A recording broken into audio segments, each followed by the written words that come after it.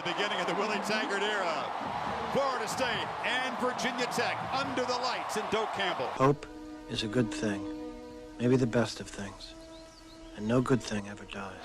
2nd and 8. Jackson loops for the end zone. Jump ball, caught, touchdown.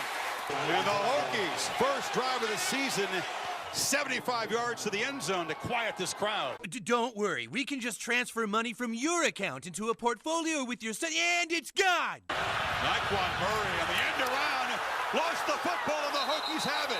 And it's gone. Watch the ball as the knee hits right. Well, his hip, he actually landed on a defender. I don't think he ever was down. They need to stop that. That's a touchdown. It's gone. Greg Stroman was a terrific punt returner. It's blocked. Beaverville strikes again, and the Hokies score off the block punt. Let me tell you something, my friend.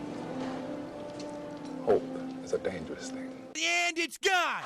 Can they avoid the negative plays that have plagued them so often? Hell no. Throw in the flat, and the catch is made, but a tackle for loss. Throw in the flat, and the catch is made, but a tackle for loss. Throw in the flat, and the catch is made, but a tackle for loss. It's their 9th tackle for a loss tonight. Wow. Francois Francois gets a 3-man rush. Is still going to be knocked down, tripped over an offensive lineman. What is he It doing? is a little slow in getting up. If they're going to get pressure with 3, if they're going to squeeze the pocket with 3, you got no chance. Jackson rolling out, 3rd and 7 after the penalty, and it's a completion to Kuma. He's still running. Kuma breaks free against a tired defense as the Hokies deliver the dagger here in Tallahassee. Holy Jesus. What the is that?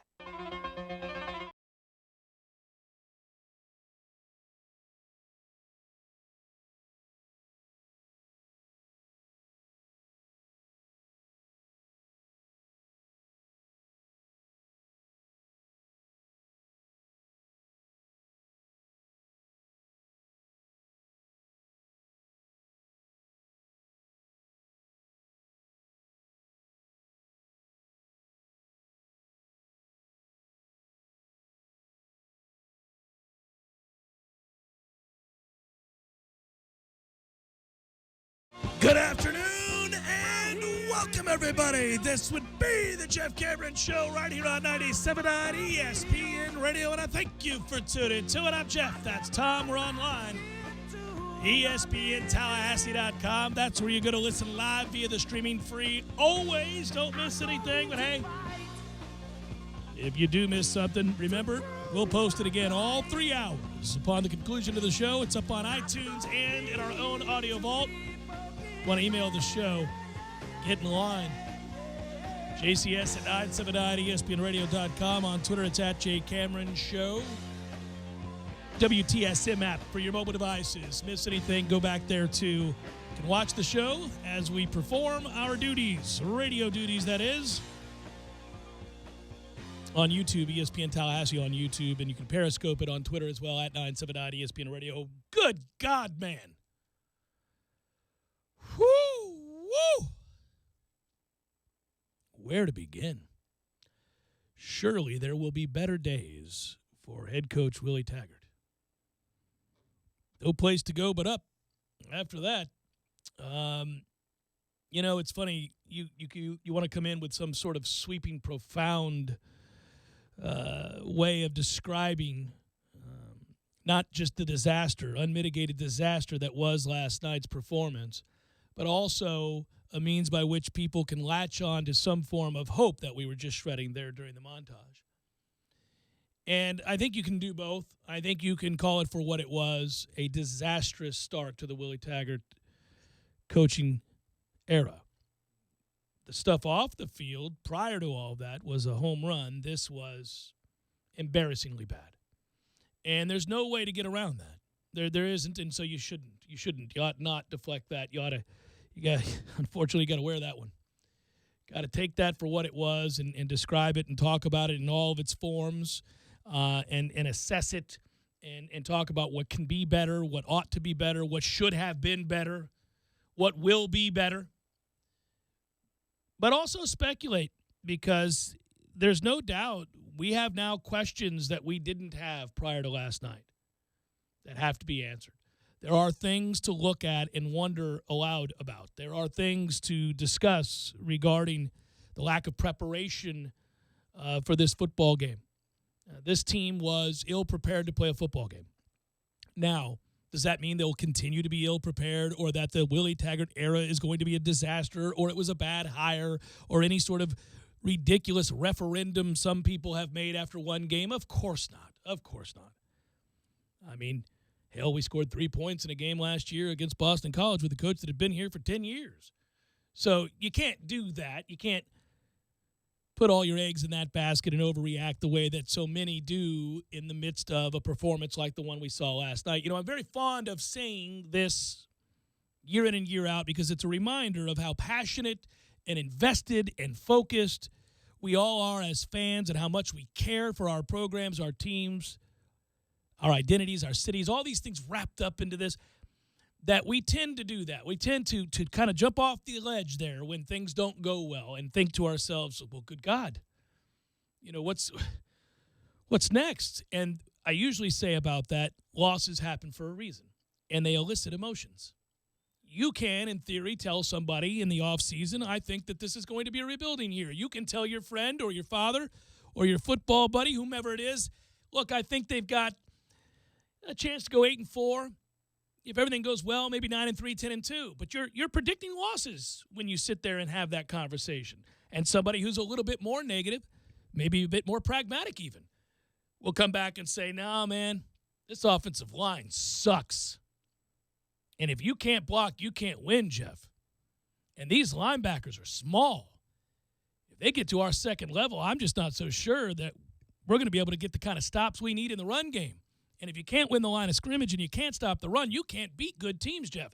I think we're going to go 6-6. And so the gamut, it's run and people have their conversations. And so intellectually you recognize that your buddy over here, he thinks 6 losses. Pie in the sky thinks 11-1. Disaster around every turn has got us going 3-9. But then the games are played and the mistakes are made. The poor tackling, the poor coaching, the lack of a consistent ability to win the line of scrimmage, even a little bit. The receivers don't block. The special teams are a nightmare. And what that does is bring about the sort of drastic swing in emotion that you can't anticipate when you're having those discussions. I can say to Tom, look, man, I don't think we're very good up front. And he can say, yeah, well, I agree, but this offense should mitigate some of that. And I can sit there and we can go back and forth and talk about the philosophy, and we could talk about intellectually what we think is, reasonable to expect. But then the game is played and the mistakes are made and losses happen for a reason, and you are pissed. You're mad today. You're mad last night. You're furious. And I was too, and I still, to some degree, am. I mean, that was, in many ways, inexcusable. There are elements of last night's game that are completely excusable and even expected, were to be expected. Some will be a problem that plague us throughout the course of the season. I don't know how much better this offensive line is going to get. Will they get better? Well, they can't be worse. And I'm tired of that broken record, man. I'm tired of that conversation. And that does elicit anger. That does bring about a response that can make one emotional. Because that's a holdover from the year before and the year before and the year before. And that is an anger, a point that gets under the skin for many. What were we doing here the last 4 and 5 years in recruiting the offensive line? And why was Rick Trickett allowed to stay? And how come Jimbo ignored that? What were we doing with the linebackers? All that's true. But then, responsibly, you have to say, I'm not going to do that. I'm not going to play that game. I'm not going to blame everything on the previous regime. It's duly noted, but I'm going to point to why weren't we prepared to play this game? Why were we overly emotional? Why were we incapable of lining up correctly? Why did special teams look so bad? Why did we find a way to make the kind of mistakes that will get you beat, resoundingly so, time in, time out? Talked about a couple of keys yesterday in the first hour of our pregame show, and one was kind of specific to the game, and one was more general. and both ended up rearing their ugly heads. And the specific one was, you got to win first down. Insert laugh track here, because first down last night was a rout for Virginia Tech. Seemingly every Second situation. and 13. Go ahead. 2nd and 15, 2nd and 11, 2nd and 12. I'm saying we could spend the next hour, baby. No gains, almost felt like a gain of 4 yards the way we were going on first down. And then the other one was, don't play the game too early in your mind. This was an atmosphere that lived up to the billing, at least in the pregame. Then the ball was kicked off and the game started, and there you go. Nothing more. But everything leading up to the kickoff last night was as advertised. The fans showed up in force. The students were there early. Most people were wearing black last night, too, and that was a late announcement as to what the uniform choice was going to be. The roof was ready, if there was to be a roof, of course. Mm-hmm. Lifted from the building by the noise and enthusiasm felt by Florida State fans everywhere, and they never got the chance to do it. Everybody's going nuts, right? Everybody's going nuts before this game starts. Sidelines, fans, everyone's ready and locked in for this game. But then we start playing play after play after play. Virginia Tech goes down the field on an albeit scripted drive with little to no resistance. None. And the play that said it all for me early on about how ready or not we were to play this game. There's a quick throw to the flat to Cam Akers, and right off the ball, Nooney Murray gets destroyed by the guy lining up right across from him. It was like he didn't expect the ball to be snapped. And to me, that said it all. Focus is not right in front of you. It's not here. We thought, much like the media did, and I'm talking about the team now, I think the guys on the field, they thought, man, this was a coronation. It's the beginning of a new day. Or a celebration and a chance to kick off something new, something different, something that they thought certainly was going to lead to much more success than the grand total of 3 points they scored last night. And now you got to be careful and you got to be smart. And as a coaching staff, obviously you've got to get this team back focused, perhaps as you would argue really focused for the first time. And get this team to understand that while that game is brutally disappointing, it doesn't have to dictate terms for the rest of the season. There are certain things that we're not going to be dominant at, that we're not going to be able to overcome. No matter how much better we get in running this system, the offensive line is not going to be a strength until we get better players in here. That has to happen. It will happen. It's already started with a couple of commits, but it's not changing overnight. That's the group you got. And if you suffer injuries there, it can get, well, obviously you can go off the rails. Well, and I'm not going to be so, dumb as to say that I think that this is something that's foreboding for an entire career or era for Willie Taggart. I'm not going to look at that game last night and say that he's got no chance here. That's just ridiculous. But I'm also not going to treat it as a poo-poo, one game, don't worry about it moment. There's a lot of stuff that's really concerning there that was well within our control. The coaching staff had a lot of things in their control last night, and they didn't do well. And you should be pissed about that. I'm furious about it. The thing, especially managing the emotions of the players to have that timed release of when it is that you need to be at your best. That was a complete failure last night. We were not ready to play the game when it was kicked off. The defense got off the ground after it got hit in the face. They responded well. There were some positive elements of last night's game, believe it or not. We will discuss those too. And yes, you're right. I mean, we'll have to dissect all of this because there are problems on special teams. Obviously, offensively, there are all kinds of problems. Play calling, offensive line. There are a lot of factors here to discuss.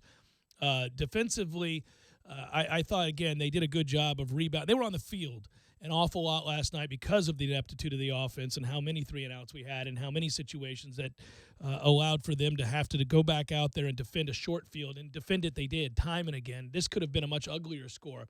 That being said, Florida State had 4 opportunities in the red zone to score. They missed a chip shot field goal. You have the play down at the 1. Keith Gavins dropped. You've got chances to score. I do think that if you are able to cash in on a couple of those, this might look like a different game because you're still hanging in there despite all of these problems, a myriad of problems, and yet for much of the game it's a 10-3 game or a 17-3 game. That's a 2-score game. You're right there. Well, and that's what makes me all the more angry is you're right. Fundamentally speaking, if we're talking about success for a season, even laughing about now 10 wins or whatever it is, the way the line played last night doesn't give you any hope that those things are possible in this moment. given what we saw. Now, we got to figure out how good Virginia Tech is week to week. Maybe they're really good, maybe they're not, and maybe it's worse than we think it is. But they could be really good, and so we look back 2 months from now and we say, well, that was Bud Foster, and that defense is actually a top 20 defense of the country. So, okay, that's what's going to happen against a top 20 defense when your offensive line isn't very good. But the thing that's very frustrating for me is that even with the point of attack being lost, you're still in that game if your details are square. You know what I mean? And that's within your control. Right, and that's stuff that I think probably gets ironed out over time. Give credit where credit is due to Virginia Tech. Give credit to Bud Foster, whom we've seen do this in the course of his career. If you are looking for a time that is reminiscent of this one, well, go back to 2014 when Virginia Tech went into Columbus and destroyed Ohio State on their home field. Bud Foster was brilliant that night. That Ohio State team looked as impotent as any as you'll see, yet they went on to win the national championship. We will not go on to win the national championship, not with this offensive line. But there are plenty of examples to which you cut off to a rather ominous, inauspicious start where you're trying to play. That was an up-tempo offense, too. That Ohio State team was trying to come out and run an up-tempo offense and change their identity and do all those things, and bam, Bud Foster and crew dominated. They did it to us last night. I'd like to see vast improvement. I've got to guess that we're going to see some improvement. To what degree? We'll judge as the season goes on. You can't know.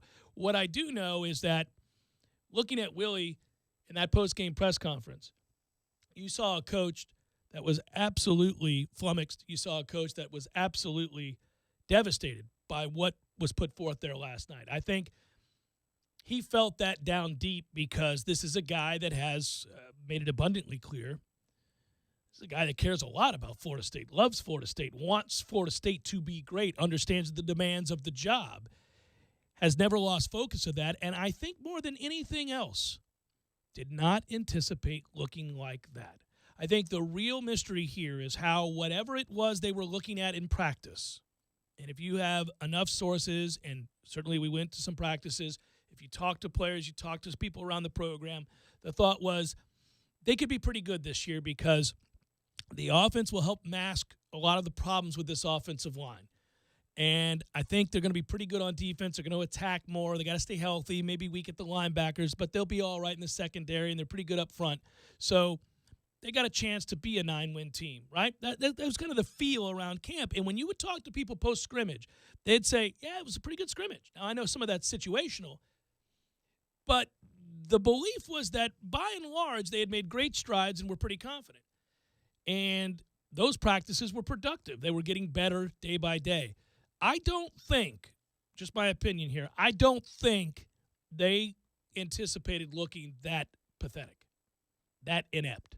I thought they knew there would be some problem areas. I think they realized that there were some things to overcome, that in year one they may have some challenges in certain areas of the game, in particular on the offensive line, but I don't think they thought it would look like that. To say nothing of adjustments, which is its own conversation, right? Yes, if they But I got a theory on why those adjustments don't happen in this situation. We'll talk more on this. But if they thought that it was going to be that bad, the game plan might have looked a little bit different, fundamentally speaking, right? Yeah. Part of the problem, there are pluses and minuses to every system. We've talked about this with Pro Style. We've talked about this with tempo and spread. We've talked about this with air raid. We've talked about this with any number of things. The way Stanford plays the game is a lot different than the way Ohio State plays the game, which is a lot different than the way whomever you want to name, right? The system itself doesn't really matter. How well you execute, how well you recruit to that system, how well you make it your own, and your players execute what you're trying to run really means everything. How well you're able to block it up, all that stuff, right? But you can win running anything. But there are drawbacks to everything.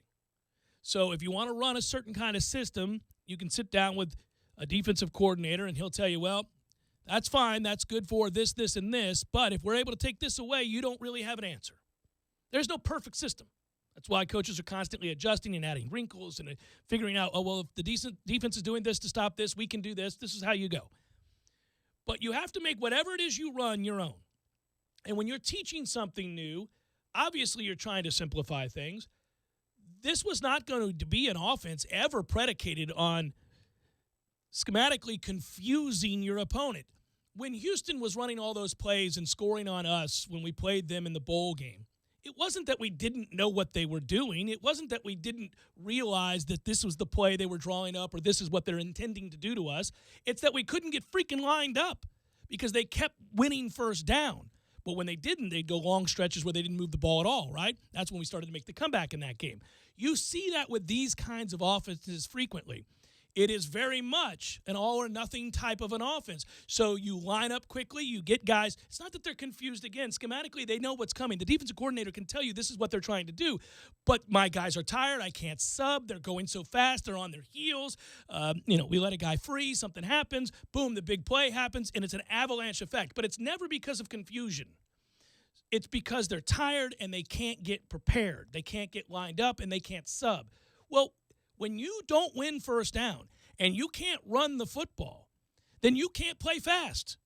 And they couldn't play fast last night. Willie said in the press conference, we never really got into tempo. That's what he's talking about. They lost first down all night long. So it's not a matter of, I had a lot of people say to me via email or after the game, man, I could have predicted what we were going to do. You're always going to be able to predict what we're going to do. If you watch any offense long enough, you know based on down and distance exactly what they're trying to run. We knew what Jimbo was going to do, right? When we talk about some of the routes and the concepts that we would run against certain looks, that's because we watch this offense. Well, don't you think defensive coordinators do that too? There are pluses and minuses to all of these things that they run, just as there is on defense. But if you can't win the line of scrimmage and you can't block and you can't win first down ever, and it's 2nd and 13, 2nd and 15, 2nd and 17, and you're only running 20 to 25 plays, I'm guessing there. They're not running a lot of different plays, right? You and I have talked about this. It's the mesh point, right? It's the quarterback's ability to read and make these decisions. Correct, which was a little rough. Shaky. So, Yeah. Again, it's not about the fact that Bud Foster knew what was coming. It's that we could never get into tempo, and they were whooping our ass physically. Whipping our ass physically. And that's the most disheartening aspect, to sit back and watch a game like football, which is physical. At its core, we're talking about physically beating the guy across from you repeatedly. When you don't do that, everything gets destroyed. It doesn't matter what you call. You can call anything you want. It's going to get blown up because I can't block that guy. So if your concern is, well, I don't know about the coaching acumen, I don't know about the scheme, I don't think I like all this East-West, that's fine. We have that greater discussion, but it doesn't matter what you run here if you can't block. So, that to me is the most disconcerting aspect of this whole thing. I'm not panicked. I'm not saying this is a referendum in any way, because that's just stupid. But what I am saying is if they don't get a lot better on the offensive line, well, I don't know that we can have a winning season. I don't know that you can win more than 5 games. Who you going to beat if you can't block? Only the teams that physically cannot line up with you. So Samford, for example, you'll beat Samford because I could tell you all day exactly what I'm going to run. They could put 11 in the box and I can still run it, and they can't do anything because they're not physically capable. Other than teams like that, who are you going to beat? Hell, Syracuse comes into question now. I'm not kidding. It's Jeff Cameron Show, 97.9 ESPN Radio.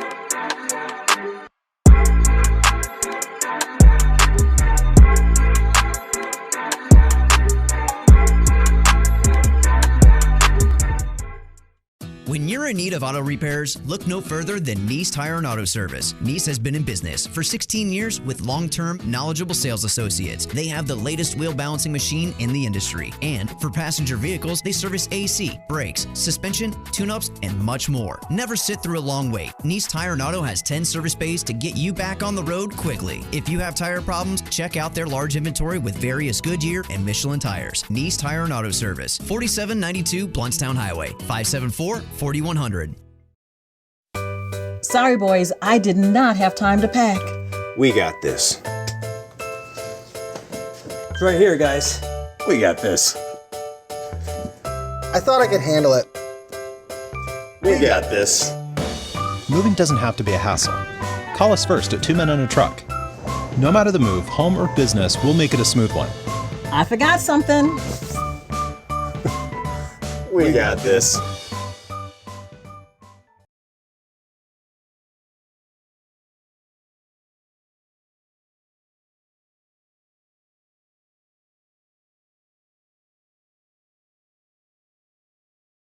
Parker Brothers Roofing, professional every time. Stay safe and dry inside. TGC 042221, CCC 049350. Don't just listen to The Jeff Cameron Show. Watch it live. The Jeff Cameron Show Streamcast. Live weekdays 3 to 6 p.m. Head to ESPNTallahassee.com today to watch live or catch up on demand. The Jeff Cameron Show Streamcast. Brought to you by Nice Tire and Auto, your trusted Goodyear dealer. Nice Tire and Auto, just minutes away from FSU campus. Here, do you need headsets? I don't need no stinking headsets. Well, then go. Come on, man. All right. Hi there, Tallahassee. You know me. This is Eddie. You know, I have other restaurants in this town, Gordo's, Banditos. Well, I opened up something new. It's called Bumpa's Local 349. You may ask, what is Bumpa's Local 349? It was named after my grandfather. Bumpa. It's what we called him. Best man I ever knew. And the Local 349 was his union. And I try to bring this local flavor, this local flair of Tallahassee. I want to bring it to you, locally owned and operated. Warm, good food. Good Lord, man, we're getting all weepy up in here. It's a cool sports pub. It's got TVs everywhere. You got every package. You got a gazillion kinds of beers and delicious food and a deck. We don't need to weep up in here. Come on, Eddie. And we have 16 local Florida taps. Great craft beer just for you. And the best bologna sandwich you'll ever eat. It's like you just won the lotto. As Bumpa said, no matter how you cut it, it's still bologna. Bumpa's Local 349, 2738 Capitol Circle Northeast. Napa know-how. Right now, Mobil 1 Full Synthetic Motor Oil is $29.99 for a 5-quart jug. Its advanced formula provides maximum sludge protection, defending your engine like a catcher defends home plate. So, get top-notch engine protection with the Mobil 1 Full Synthetic 5-quart jug for $29.99. Quality parts, helpful people. That's Napa know-how. Napa know-how. General States pricing. Sales prices do not include applicable state, local taxes, or recycling fees. Offer ends 9/30/18. This flu season, one Walgreens flu shot can make a world of difference. So you can protect yourself and also your close-talking coworkers, high-fiving neighbors, 2-month-old niece. That's why Walgreens has specially trained pharmacists that have provided over 60 million flu shots since 2010. Stop by for your flu shot today with a $0 copay with most insurance. Because protecting the world starts with protecting yours. Walgreens, trusted since 1901. Vaccines subject to availability. State, age, and health-related restrictions may apply. With football season in full swing, don't forget about fishing our local waterways after the games. Fish are still biting regardless of the score. Sea Quarters Marina, Carabel, Florida. Open 7 days a week from 7 a.m. to 7 p.m. The marina has a ship store, which includes fuel, bait, tackle, ice, and all of your fishing supplies for the trip. Both diesel and non-ethanol fuel is available. Free Wi-Fi and pump out with boat slip rental. Sea Quarters Marina, 501 St. James Avenue, Carabel, Florida, 697-8400. Visit them online at seaquartersmarina.com. The Jeff Cameron Show is brought to you by Cornerstone Tool and Fastener. Big store pricing with local service. Online at ctf.nu.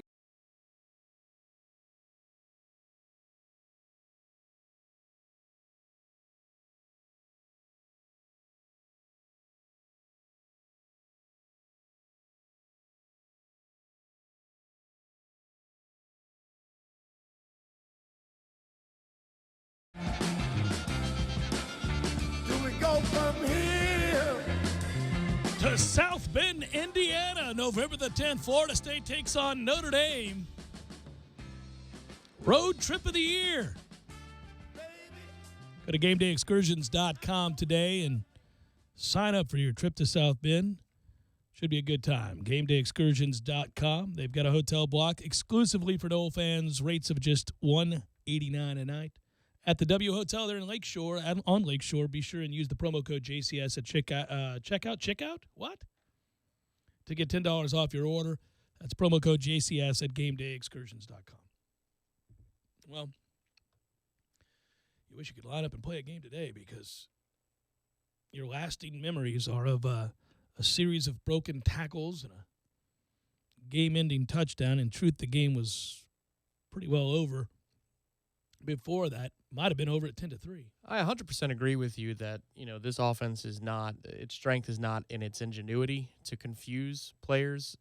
You might want to put defenders in the slot, specifically in conflict. You might want to put an edge rusher in conflict because that's the guy you're reading off of as you're using the zone read and all that kind of stuff. At the same time, though, I was frustrated before this game got out of hand in the first half. The pre-snap motion did telegraph where we were going. It did seem anytime somebody was pre-snap running to the flat that he would indeed be the receiver on the play. And clearly, Bud Foster said, don't honor anything except that which is near the line of scrimmage.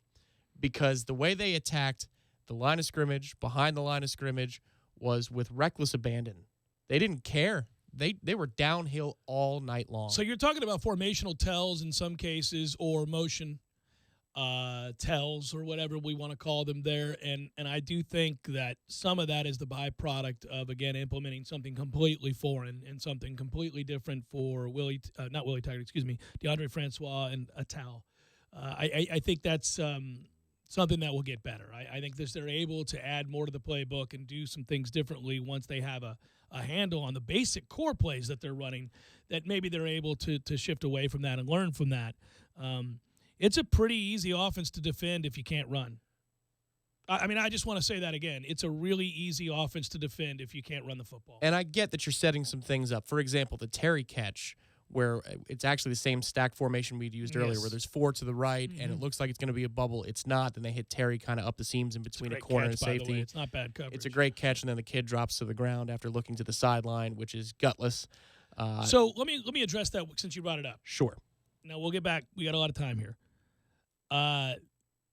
It is gutless, and it is infinitely frustrating to watch. There is no getting around the fact that the vast majority of the Virginia Tech players who fell to the ground, in particular 94, were not hurt in any way, shape, or form, and were instructed certainly to do so after Florida State was able to gain an edge by occasionally picking up a first down or a big play. And that's when you want to run. That's where tempo can start to be overwhelming, where you get them on their heels. We've seen this before. The big play leads to other big plays, sort of the avalanche effect we talk about, and that's what it's caused to do, right? I hate it, but it's not against the rules, or at least officials aren't calling it. They're not calling delays, and that's something Willie's going to have to talk to officials about. I don't know what can be done. I'd have to go look at that because I think certainly it would violate the spirit of the rules. But I really think it was smart. I think Bud Foster and crew, Fuente and others, were wise to tell their players to do that because it absolutely took away any advantage Florida State had gained in the moment, and it didn't allow for tempo. I mean, every time Virginia Tech faked an injury, it resulted in a TV timeout and an hour to prepare for the next play. Right, yeah. TV timeout every single time. And they caught that first one. Herbstreit clearly saw the replay before they put it up for the world to see, because he says, all right, let's see what happened on this review upon rewatching. And he said, it's not illegal, but it is unethical. And right. That was his one line about it. But that's other teams have done that. That's gone on before. It's not new. We've seen teams when facing tempo I'm not saying we've not done it. It's just that was about as egregious of an example as has ever been caught on film. It's one of those cases where you can call it gutless, and I think the people who are rooting for Virginia Tech might even agree with you. At the same time, if your team isn't able to go on and win the game because of that kind of strategy, you go, well, sorry. You're not losing sleep. You have a point, sir. Anyway, about the win. Yeah, about the win. Yeah. I mean, you're just not – that's just the way it works. If we are the ones doing that, you may say, man, I really don't like that. I think that violates the spirit of competition. I think it's unethical. You can say whatever you want to say. You win the game, you're just not going to bitch about it. You're just not. And if it helps you win the game, you're going to say, well, okay. It's akin to getting away with any number of rules violations that you say, well, if they're not going to call it.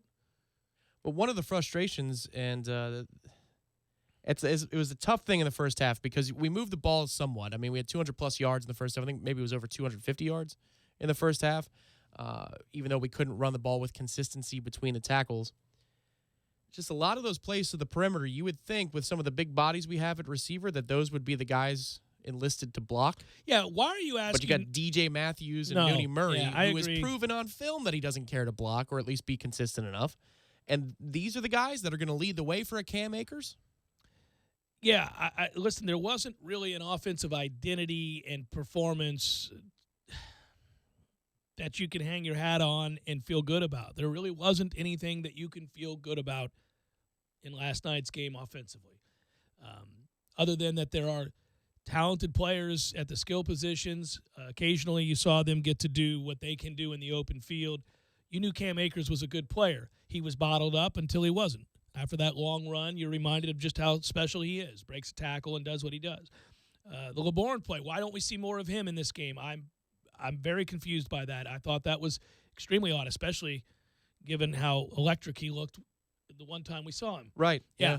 So I don't know the answer to that. That's again frustrating. Just so much about what happened last night. You're right to be critical of. You're right to be angry about, concerned about, frustrated by. I just warn against the kind of ridiculous sweeping judgments in which you make an entire coaching career, called into question. Because simply put, Willie Taggart's offenses, both at Oregon and at USF, were really, really good in the red zone. It's one of the things that quelled my fears this offseason when I talked about I don't like offenses like this because they get bogged down in the red zone. Or if you can't run and you don't win first down, it's difficult to run these. And my fear was this offensive line isn't any good. But some of that, I thought, well, he took over a 4-8 team at Oregon and immediately won 8 games and did so with a quarterback who missed a lot of time, and they had one of the best red zone offenses in all the Pac-12. If I remember reading correctly, it might have been number 1. So they found ways to overcome that, and so I thought, okay, well, I'll watch it. I'll see it. We haven't run it around here, so I'll pay close attention to what we do. This was a disaster in the red zone last night. I understand all of the big picture stuff that prohibits us from running what we want to run, especially last night. Now we'll see about the rest of the season, but certainly last night. At the same time, though, the lack of communication on the Naquan Murray should be touchdown play to challenge it, or at least not run hurry up and let the play clock go down to 2 before calling timeout, or some such thing of that variety. That's concerning, as is the diamond formation with Cam Akers on 3rd and goal from the 10 after a timeout. When you have to think about the play, that's the one you're going to draw up. To me, again, it's not a referendum, but if that's in you, now I know that that's at least in you, and it's something we got to watch. But that's in this kind of an offense. We say that about Kevin Sumlin's offense at Texas A&M. We'd say it about a lot of people where we'd go red zone-wise, we'd go, I'm a little uneasy watching that. I mean, I don't need to see a screen to Trey McKitty followed up by a read option, as you just described with Cam Akers, inside the 10-yard line. I got a problem with that. Yeah, I'm not a big fan of it. When all night they've been flying to the perimeter, and yes, that's just not working. So that's what we're going to go to. Well, and I think the bigger problem with the play, beyond the fact that the result is a fumble, is that you called a timeout to do it. Right. And that's what you came up with. Listen, I've spent a lot of time kind of going back and forth between, look, I don't want to overreact to a disastrous start. We've seen other coaches, great coaches, successful coaches who run this very offense or something akin to it, have disastrous starts.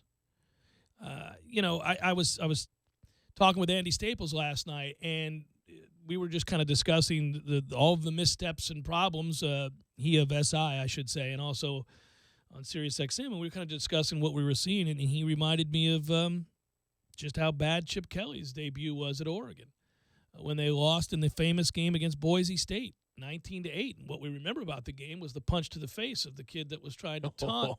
LeGarrette Blount, yes. Whom you don't taunt. That's correct. He learned. He has something to say about that.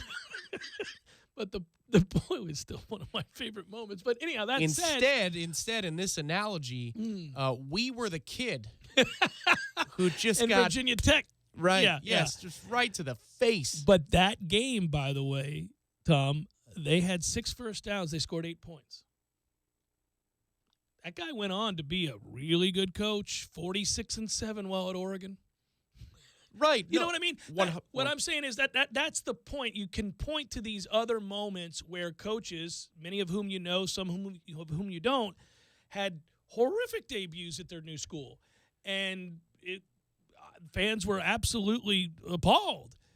But things changed, things got better, adjustments were made, and that's all you can do today is you can say, this is wrong, this is bad, I hated this, I'm upset, please be better. Very simplistic way of doing it, right? But there's also plenty of examples where they did get better really quickly. And I agree with you there. It's just the next time we have a situation where the coaching staff needs to communicate about a replay, we got to be better there. And then the next time we're overwhelmed on offense, now I'm going to be on the edge of my seat saying, please do not do something ridiculous, because that was ridiculous. And let's just try to cut down on the ridiculous so we can give ourselves a fair chance at success. That's all. Doesn't mean that you're a terrible coach for a couple of situational failures. But as a fan, now that we're learning about our coach and his nuances, well, not going to forget those two things soon. What I have to hang my hat on, I think we all do, is that somehow Greg Fry, Willie Taggart, and this offense are going to figure out a way to be greatly improved, appreciably better than what we saw last night in the run game. Now, I don't know that it's fair to anticipate them being dominant in any way. It's certainly disconcerting to think about what Clemson's defensive line will do to this offensive line. I mean, I don't like to talk about that. I didn't even consider that. Thank you. All right. I don't want to talk about that right now, Tom. That's not going to go well. No matter how much they improve, that's going to be men versus boys. A tough situation. But you can get better in a lot of other areas, and you can get better there enough to win some football games, maybe even 8 of them or 7. But you're going to have to do better than, what was it, before the long run, 15 rushing yards on 24 attempts before the long run. That's going to be the creed. Yeah. We're going to have to find a way to do better than 15 rushing yards on 24 attempts prior to that 85-yard run. Because that skews the whole statistical, when you look at Florida State's rushing statistics, Jeff, Lord, I'm too anxious.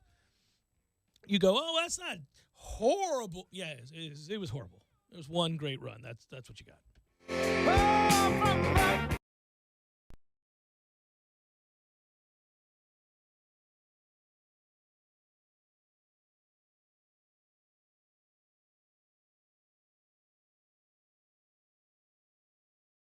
When you're in need of auto repairs, look no further than Nice Tire and Auto Service. Nice has been in business for 16 years with long-term, knowledgeable sales associates. They have the latest wheel balancing machine in the industry. And for passenger vehicles, they service AC, brakes, suspension, tune-ups, and much more. Never sit through a long wait. Nice Tire and Auto has 10 service bays to get you back on the road quickly. If you have tire problems, check out their large inventory with various Goodyear and Michelin tires. Nice Tire and Auto Service, 4792 Bluntstown Highway, 574-4100. Sorry, boys, I did not have time to pack. We got this. It's right here, guys. We got this. I thought I could handle it. We got this. Moving doesn't have to be a hassle. Call us first at 2 Men and a Truck. No matter the move, home or business, we'll make it a smooth one. I forgot something. We got this.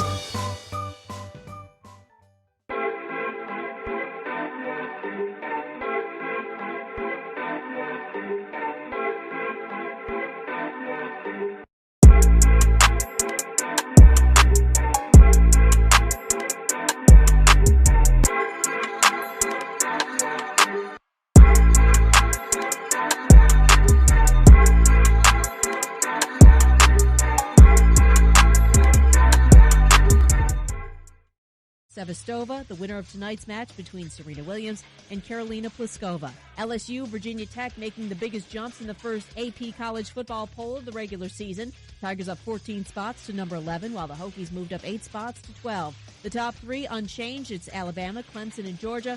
Ohio State 4th, and Wisconsin 5th. Steelers coach Mike Tomlin not sure when running back Le'Veon Bell is going to sign his franchise tender and return to the team. Tomlin declined today to get into specifics about how long it might take the All-Pro to get ready to play after not practicing for 8 months. Expect Pittsburgh to use a game week protocol in determining Bell's status for Sunday, explains ESPN Steelers reporter Jeremy Fowler. You need to be in a practice uniform, so Bell would probably have to get here on Thursday to at least get some action, then run with the first team on Friday to be ready. And so Wednesday is an ideal scenario. That's their big installation day. If he could get here for that, he's definitely playing, and they'll have some sort of package for him. NBA, the Pacers signed coach Nate McMillan to a multi-year extension. McMillan with an impressive coaching performance this past season. After the Paul George trade to OKC, McMillan coached Indiana to a 48-34 record and a first-round 7-game playoff series versus the Cavs. Nearly a year after the FBI investigation into college basketball led to his termination at Louisville, Rick Pitino thinks it's unlikely he'll return to coaching at the college level. In a book released today, co-written with Seth Kaufman, Pitino wrote that his coaching career is possibly finished.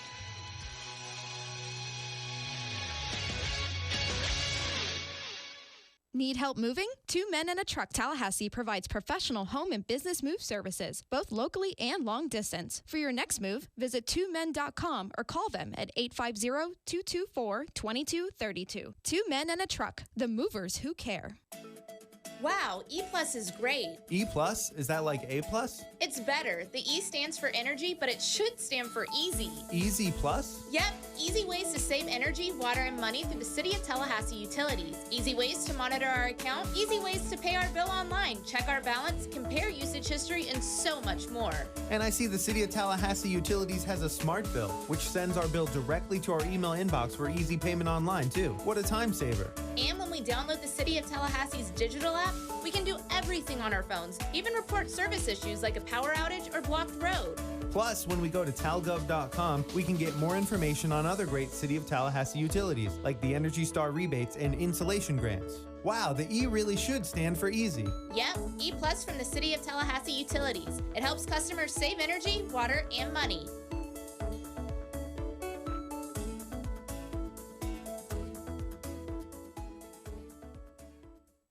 Hi, Chris Kraft for Kraft Nissan. I've been telling you that Kraft Nissan is your new tire headquarters, and now through September 30th, buy 3 tires and get the 4th one for $1. We're talking Goodyear, Bridgestone, Continental, Kumho, and more. Plus, all tires come with free lifetime rotations. Kraft Nissan gives you 2 years road hazard protection on your new tires at no charge. I'm telling you, we beat the box stores and we beat the tire stores. And we back it up with the Kraft price guarantee. We beat any competitor's written or advertised price. Also, for a limited time with our express service, 5-quart conventional oil change with free tire rotations for only $36.95. And full synthetic oil for just $46.95. And no appointments are necessary. Plus, don't forget, you can check out all our service specials by opening our service special tab at craftnissan.com. So if you're tired of driving across town for service, want the very best factory certified technicians, come to Kraft Nissan. We service all makes and models. We want to be your one-stop dealer for all your automotive needs. Kraft Nissan on Mahan Drive between Academy Sports and Costco. Games for Less, the only locally owned and operated gaming store in town, has Tallahassee's largest selection of new and used video games and game systems. The future of video gaming is at Games for Less, where they have both the PS4 and Xbox One. It's time to trade in your old systems and elevate your gaming experience now. Games for Less is also your headquarters for the best in retro gaming. Atari 2600, original Nintendo, Super NES, or Sega Genesis, you name it. They got it at Games for Less. Games for Less, the Super Walmart Shopping Center on Appalachia Parkway. Give them a call today at 850-219-3535. That's Games for Less.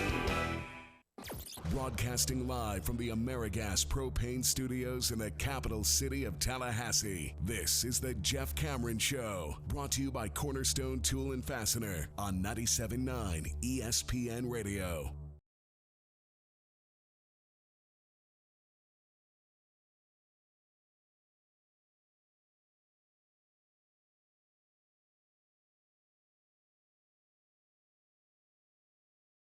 Taking so many notes during the course of the game, and different stats would pop up in the press box, and you know they had the TV coverage on in there, and so where they have us situated right on the 50, it's outstanding. And there I was, kind of taking my notes, but then looking up at the television, and it seemed like every time I looked up, either to watch a replay or to see, where the spot was or should have been, or if that was caught or not, or whatever it might be.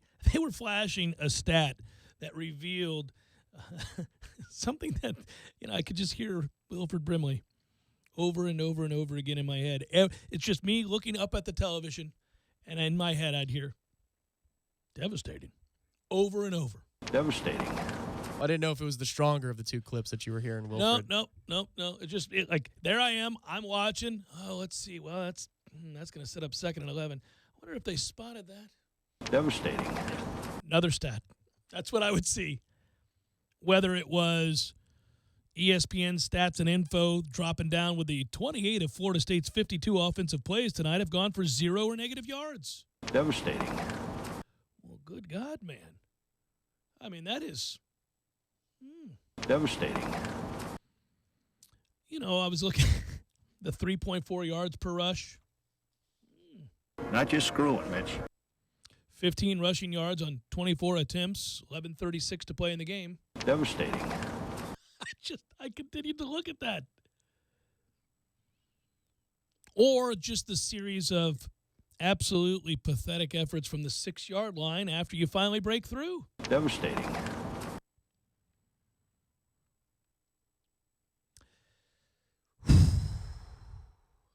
Deep breaths, man.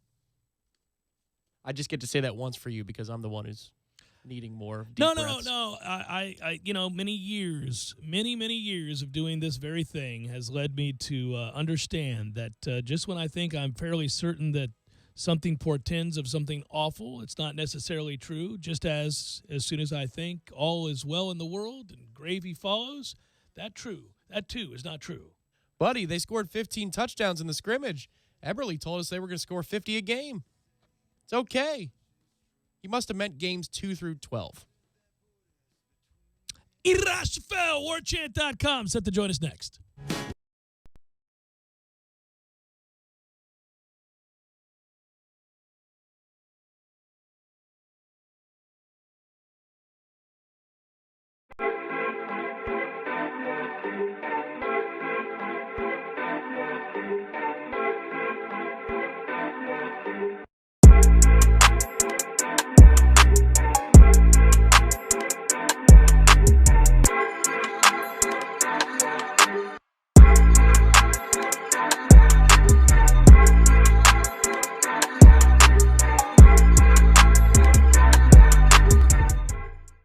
When you're in need of auto repairs, look no further than Nice Tire and Auto Service. Nice has been in business for 16 years with long-term, knowledgeable sales associates. They have the latest wheel balancing machine in the industry. And for passenger vehicles, they service AC, brakes, suspension, tune-ups, and much more. Never sit through a long wait. Nice Tire and Auto has 10 service bays to get you back on the road quickly. If you have tire problems, check out their large inventory with various Goodyear and Michelin tires. Nice Tire and Auto Service, 4792 Bluntstown Highway, 574-4100.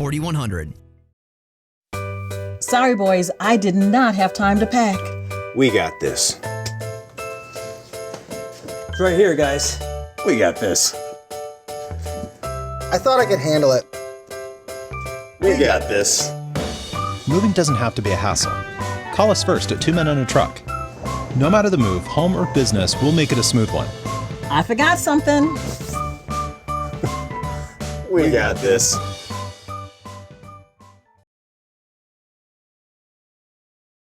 Home of Trivia Tuesday, Beer Bingo Thursday, and the daily $7.99 lunch special. Do you use the expensive blue or yellow pills to charge your sex life? Are you thinking about it? What if we can promise you the same results for less than $3 a pill? If you're paying $20 a pill for the other pills, you're getting taken to the cleaners. Our pills deliver the exact same results for less than $3. You'll save more than $16 a pill for the same results. And right now, radio callers will get 44 blue or yellow pills for $120 with free discreet shipping. You can save more than $700 off pharmacy prices. Charge your sex life now. and save a ton of money. Call now and get your 44 pills and save over $700 and qualify for free shipping. Stop overpaying and call right now. 800-748-6805. 800-748-6805. 800-748-6805. That's 800-748-6805. Napa know-how. Right now, Mobil 1 Full Synthetic Motor Oil is $29.99 for a 5-quart jug. Its advanced formula provides maximum sludge protection, defending your engine like a catcher defends home plate. So, get top-notch engine protection with the Mobil 1 Full Synthetic 5-quart jug for $29.99. Quality parts, helpful people. That's Napa know-how. Napa know-how. General States pricing. Sales prices do not include applicable state, local taxes, or recycling fees. Offer ends 9/30/18. Just how good does a Sport Clips championship haircut experience make you feel? Like your hair has its own walk-up music. No matter what kind of guy you are. Maybe you play sports.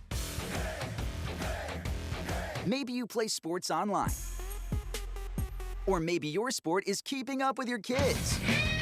You want hair so good it deserves its own walk-up music. And at Sport Clips, we make it easy. Just check in online, choose your stylist, and head to Sport Clips. You'll get a game-changing cut from a stylist trained for guys. Go big with the MVP experience and get recharged with a massaging shampoo and their legendary hot steamed towel. They'll always finish strong by styling your hair just right, tightening up that beard and getting you on your way. Hair this good needs no introduction, but you'll want one anyway. Appointment-free championship haircuts for men and boys surrounded by what you know and love, sports. So get in line online today at sportclips.com/check-in and get your hair in the game.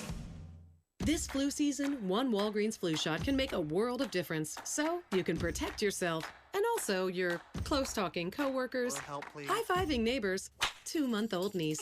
That's why Walgreens has specially trained pharmacists that have provided over 60 million flu shots since 2010. Stop by for your flu shot today with a $0 copay with most insurance. Because protecting the world starts with protecting yours. Walgreens, trusted since 1901. Vaccine subject to availability. State, age, and health-related restrictions may apply. Oh, man. Did you hear that Zingali's Billiards and Sports Bar is gone?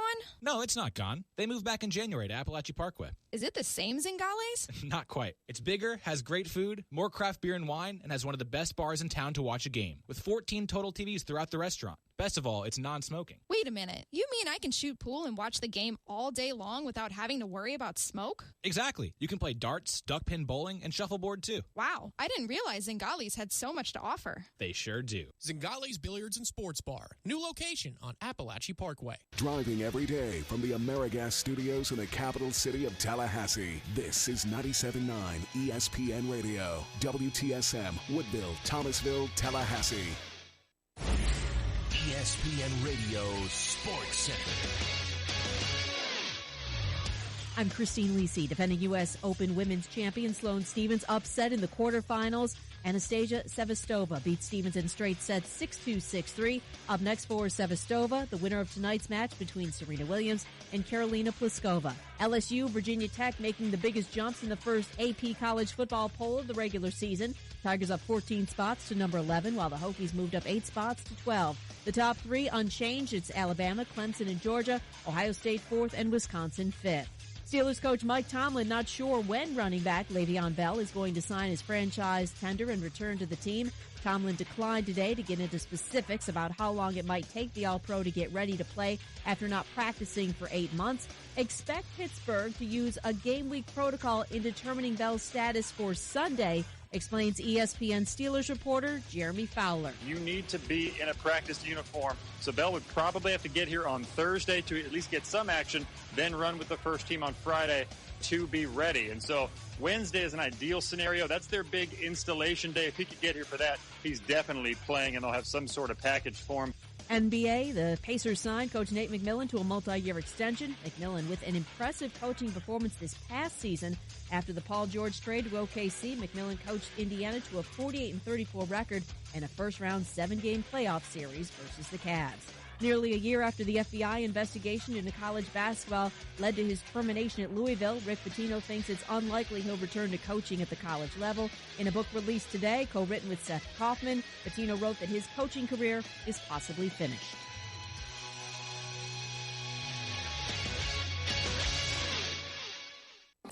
Broadcasting live from the AmeriGas Propane Studios in the capital city of Tallahassee. This is the Jeff Cameron Show, brought to you by Cornerstone Tool and Fastener on 97.9 ESPN Radio.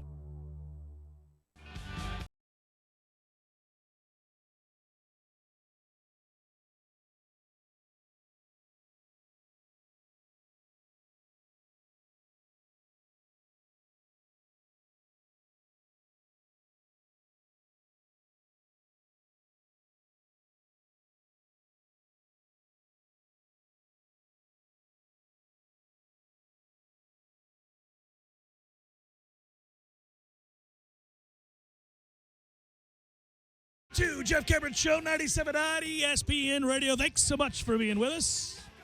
And a lot of you are today. Many more than usual as questions abound. Yeah, I'm with you. I don't have all the answers either. Heaping, helping of frustration that hasn't quite simmered just yet. We'll be all right. We're online, ESPNTallahassee.com. That's where you go to listen live via the streaming free. Always don't miss anything. If you do, go back, get caught up. I saw where the Sanford Bulldogs won their first game, Tom. They're brimming with confidence. Oh, okay. They're 1-0 as they head to Doak. Something's got to give. Our offensive line. On Twitter, it's at J Cameron Show. The WTSM app, as I said, good for mobile devices. And, all right. They were more giving than Willie Taggart to this indoor practice facility standalone facility, excuse me.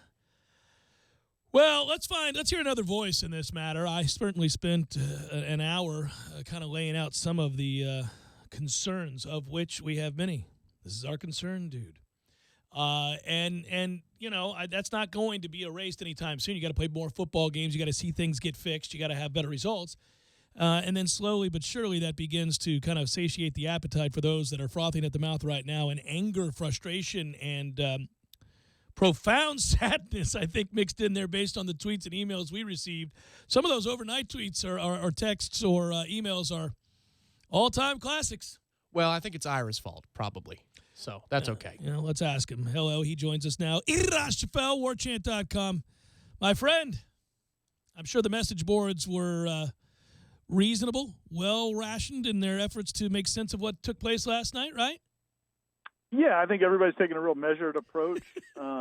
You know, just kind of keeping it all in the big picture, and it's just one game. Court, everybody understands. You know, it's just one loss, and they're ready to move on with the rest of the season.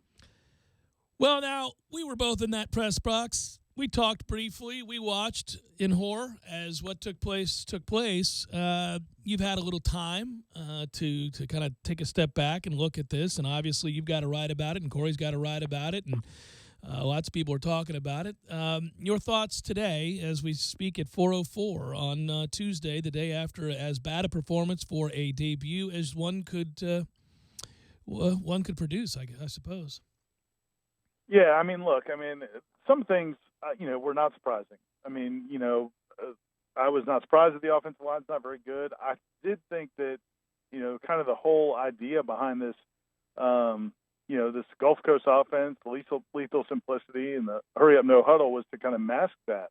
I thought that would be a perfect fit, for FSU until Willie can get all of his players in there and kind of improve the talent on the offensive line.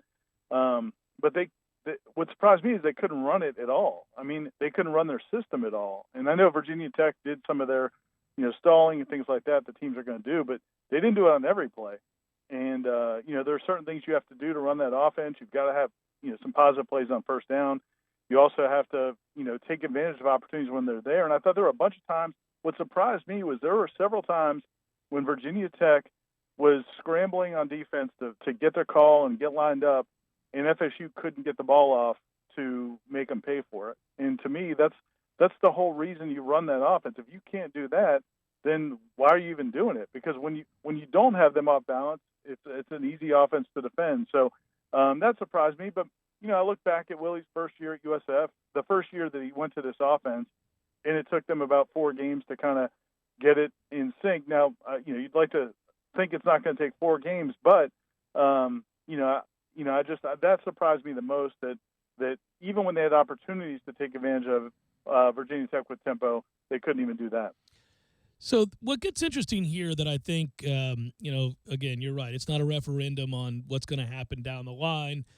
There have been ominous starts to a number of careers, including Jimbo Fisher's here, by the way. And, people tend to forget after the successes that the Oklahoma game in Norman happened, or the 12-3 game against Wake, or any number of games. Hell, getting beat 35-3 last year by Boston College. People forget that when it's a new day and a new coach and they've bought into everything. But I do think that there were a number of things that are disconcerting that I do wonder about. And so I want to ask you the question about your theory on why it looked like Willie was also overwhelmed, because I thought the lack of in-game adjustments, I thought really questionable play calling, and there are a lot of things you can point to, but there's no bigger disaster than the ridiculous call to Cam Akers out of the Wildcat inside the 10, that on third down after a timeout. Lots of things that made you wonder, for example, why was DJ Matthews blocking people out on the edge? And just any number of things that make you wonder, why do you think that happened? I was a little bit concerned one thing that concerned me a little bit going into the game, and I expressed this to a few people. I didn't write about it. I didn't say it on the air, but I did express it to a few people. I kind of wondered what Willie's mindset was going into this game, and I kind of wondered if he was looking forward to getting to coach these kinds of athletes and really enjoying this opportunity and really getting off to a successful start. Because everybody I talked to talked about how confident he was and how excited he was about this opportunity and how excited he was about how the team was practicing. And he even said that when we spoke to him. And I heard he was saying it privately. And to me, if you're going into your first game as a head coach, at a school or really anywhere, if you've been there, it just feels like you should be a lot more prepared for the worst, not just expecting the best. And it seemed to me when things went south, it was like that was the last thing. I don't think he thought that could happen. I think he looked at the talent and saw that Florida State's got more talent, which they do. And I think he expected guys to play the way he had seen them practice. And I think, by all accounts, the offense had been doing well at practice. But when it went south, the defense just spits it. The first series lets Virginia Tech go the length of the field in 10 plays and take a lead, and then you have a turnover and things are going south. It seemed like it was almost like I think Willie and his coaching staff were like shocked that was happening, and that can happen, and it's hard to sometimes change that momentum. But to me, I think if Willie is going to become the coach that everybody wants him to become, I think the confidence is great and everybody loves the swagger and all that, but I think you need to be a little bit more prepared when things go south, and I didn't see that. Yeah, we're on the same page here. I agree. I don't think he thought in a million years that was the kind of performance that they were going to provide. And you know what? As evidence of that, and I wonder what you thought of this. You were at the press conference. I watched it from afar. Yeah, the way he looked in the press conference. Oh, without question, buddy. I mean, you look at that face. That's a guy that was mortified. As he should be, by the way, but I think he's a guy that is scrambling in his mind to figure out how to answer and account for what we just watched. And now the question becomes, how much can you get fixed? How quick can you do it? How much better can you be with an offensive line that no matter what they do is going to be a hindrance to succeeding at the highest level against good teams? They can't be good with that group. It's even worse than we suspected. Well, and it certainly didn't hurt. It certainly hasn't helped that Cole Minshew's out again. It certainly doesn't help that Landon Dickerson got banged up during the game. Derek Kelly got banged up during the game. So you needed that group to really stay healthy, and that's apparently not going to happen. And, at the same time, though, I think, I do think that system, if it's run right, can minimize some of that. Now, it's not going to help you when you get in the red zone, but I think Willie could do a better job at play calling to help them out as well. It just seemed to me there was too many slow developing plays. I mean, if DeAndre is not ever going to keep it, then why even do the zone read stuff? I just don't understand why those plays take longer to develop. And then there's other decisions about who gets touches. I mean, it's just, and again, it's simplified to say that this guy should get the ball more than that guy. But, Jacquez Patrick and Trey Kitty Trey McKitty combined for 10 catches for 40 yards. Kalen LeBourne had 37 yards on one catch. That was the only time he ever touched the ball in offense. And so I guess that those are things that I want to see from Willie going forward is getting the balls to the playmakers who are producing on Saturdays, not just who produce in practice, but who can produce on game day. And then also, tailoring things a little bit more to DeAndre Francois. I don't know if DeAndre has the feel to run this offense. Maybe he gets it. This is the problem I'm having with covering this team right now is I haven't covered teams that made this transition before. So I don't know. To me, DeAndre didn't seem like he had a sense. I feel like a quarterback in that offense has to know when the defense is scrambling. And there needs to be some sort of like recognition, hey, we need to go. Instead, he was kind of directing traffic and making sure everybody's lined up right. And it's like, you're not in the Jimbo offense anymore. You got to get going. And even if everything's not perfect, maybe you just need to get the ball and hit it the guy in the flat who's wide open right now. And I just don't know. He didn't seem to have a feel for that, but maybe that's something that you get, with reps. And obviously he didn't get anything in the spring, and he's only had a preseason in one game. So maybe you stick with it, or maybe you look to tailor things a little bit more to what his strengths are. He certainly didn't have a feel, I didn't think, at the mesh point or, when to keep. Yeah. I don't think he did a very good job of reading the end it didn't look like something he was used to or maybe he'll become capable. Like you said, we haven't really watched this before, so who knows? Maybe it happens, and it's going to have to happen because they're committed to him. And he showed some flashes there throwing the football some that looked good. But I also wanted to get your thought on, I got to be careful how I word this. I'm not real sure that I think the way Willie described what happened down there on the 1 yard line with the review happened the way that he said it did. And I know that sounds like I'm accusing him of lying, but maybe there was some confusion in the way he described that. They didn't have time to review that. I know every play is reviewed, but they were racing so quickly to get to the line of scrimmage. They would not have had time to run that, to look at that review.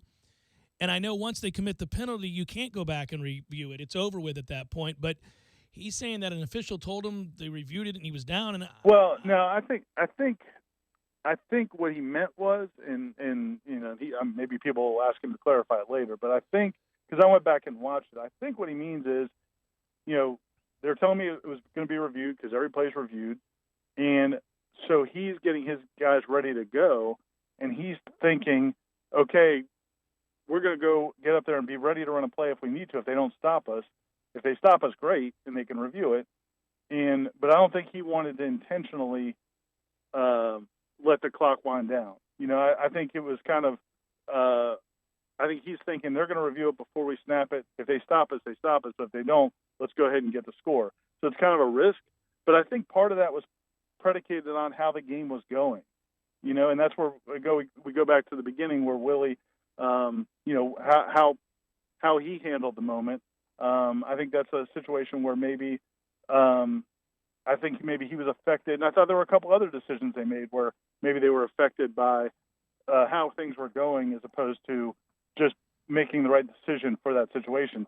For the other example being the Wildcat or whatever, the diamond formation, whatever you want to call it, with Cam on that, coming out of the timeout and running that trick play, that to me, that with very few options, again, I think that was it almost felt like a desperate measure. And I feel like, there were a couple of those moments where it seemed like there was a little bit of panic. But I think what he means by they said he was down or they thought he was down, I think what he meant was they didn't stop us, so they must have thought he was down. They must have thought he was down, yeah.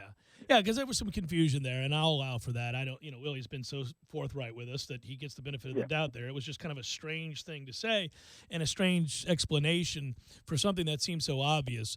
You're having a hard time scoring. You probably just scored. You may need to radio down to Willie, whoever's up there, that, hey, let's slow up here a bit. I think we just scored. Because who knows how that affects momentum, right? And the other thing about it is, were you surprised? Because I know one of our great gripes universally, whether it's the press or whether it was the fan base or just casual observers, there was nothing worse than Florida State special teams a year ago. And the one thing we thought for certain would change just by virtue of new eyes on the problem and a commitment to actually caring would be the special teams play. Were you surprised at just how damn sorry that was? I think I lost Ira. No, lost Ira. Phone broke out there. But anyhow, I'm kind of, that to me was really. There's no good answer. The only answer is yes. I was shocked. That was something that I think almost more than anything else bothered me. I don't know, were we setting up returns? Because we certainly never looked like we had a chance to return the football. Everything had to have been fair caught. I wasn't blaming him for fair catches. No, the punter did a great job with the hang time. Well, but he's still, a good punter, by the way. know. I mean, no chance to return, and then you have a punt blocked, and then you miss a chip shot field goal. I don't know. I mean, I find that odd. One thing in watching the broadcast, they had a rules expert in the booth. This is referring to the play where Naquan obviously gets in, and they're debating that. So it was news to Fowler and Herbstreit, news to me, I'm sure to a lot of people at home, that since the false start penalty on the half-yard line was not an action play, that the ACC could still buzz down in that entire time period until there was a live play to review whether Naquan Murray got in or not. I did not know that. And Chris Fowler was incredulous about that for all his Florida State bashing. He's saying, really? So they've had even that much more time to come down, and they're still not stopping to review whether or not he got into the end zone or not? But then that would be on the officials. They got to blow the whistle there then, because somebody's got to tell them, hey, guys, we need to take a look at this. I mean, now, I'll grant you, if I'm Willie, I'm not racing to the line of scrimmage on the goal line there when we're struggling to score, and I think I may have a touchdown. I thought in the moment that maybe, and again, I'm at the game, so I couldn't really see. I thought in the moment that perhaps they thought he fumbled. It kind of looked live like maybe he had coughed up the football, and the fear was that if they went back to review, that they would see that he was losing control of the ball as he crossed the line, and therefore maybe you'd end up losing possession, perhaps. But it turns out I don't think that was the reason at all. Ira, I'm sorry, we got disconnected there. I was asking a question about just how bad the special teams were, because we thought that was the one thing that was certainly going to be better. Were you surprised by how ugly special teams played out last night? Yeah, I mean, like everybody else. And again, that's a position where now you've got a full-time coach devoted to that position. Alonzo Hampton is FSU's special teams coach, and we don't see, again, certainly the last couple weeks, we haven't seen how much time they devoted to special teams. But yeah, it was missing a field goal and then having a punt blocked in the end zone, and then not getting anything at all out of the return game. I would say that you just felt that period, that third quarter was just such interminable. Where oh man, you're on the 1 yard line every time you looked up. Exactly, three straight possessions, and conversely, you got to give Florida State's defense a lot of credit, because Virginia Tech got the ball at the 40, the 19, and the 41, and scored 0 points. So the defense kept you in it, but every single time they just pin you back into the one. At the end of the day, you're citing, I think, the silver lining a little bit there. As bad as the defense was early on, they certainly seem to gather themselves, get their bearings, and rise up and play really hard and at times really well. We were worried the linebackers wouldn't be very good, and at times last night they were not. I do think, though, that they got a guy in Jaden Woodby who's going to go on to be a star if he's not too injured. He looked spectacular, and they got to find some other guys. But defensively, that might be the silver lining from the game, because Virginia Tech really had a chance to win this game going away by way worse than 24-3. Yeah, and I don't know that Virginia Tech's got a great offense. So we have to take that into consideration. But I would say that you saw some really bright spots. I mean, as you said, Jaden Woodby. And it sounds like I don't think he'll be out for a long, long period of time with his shoulder. Corey Durden, the defensive tackle, showed some real nice flashes. Janarius Robinson looked better than any of us could probably have predicted.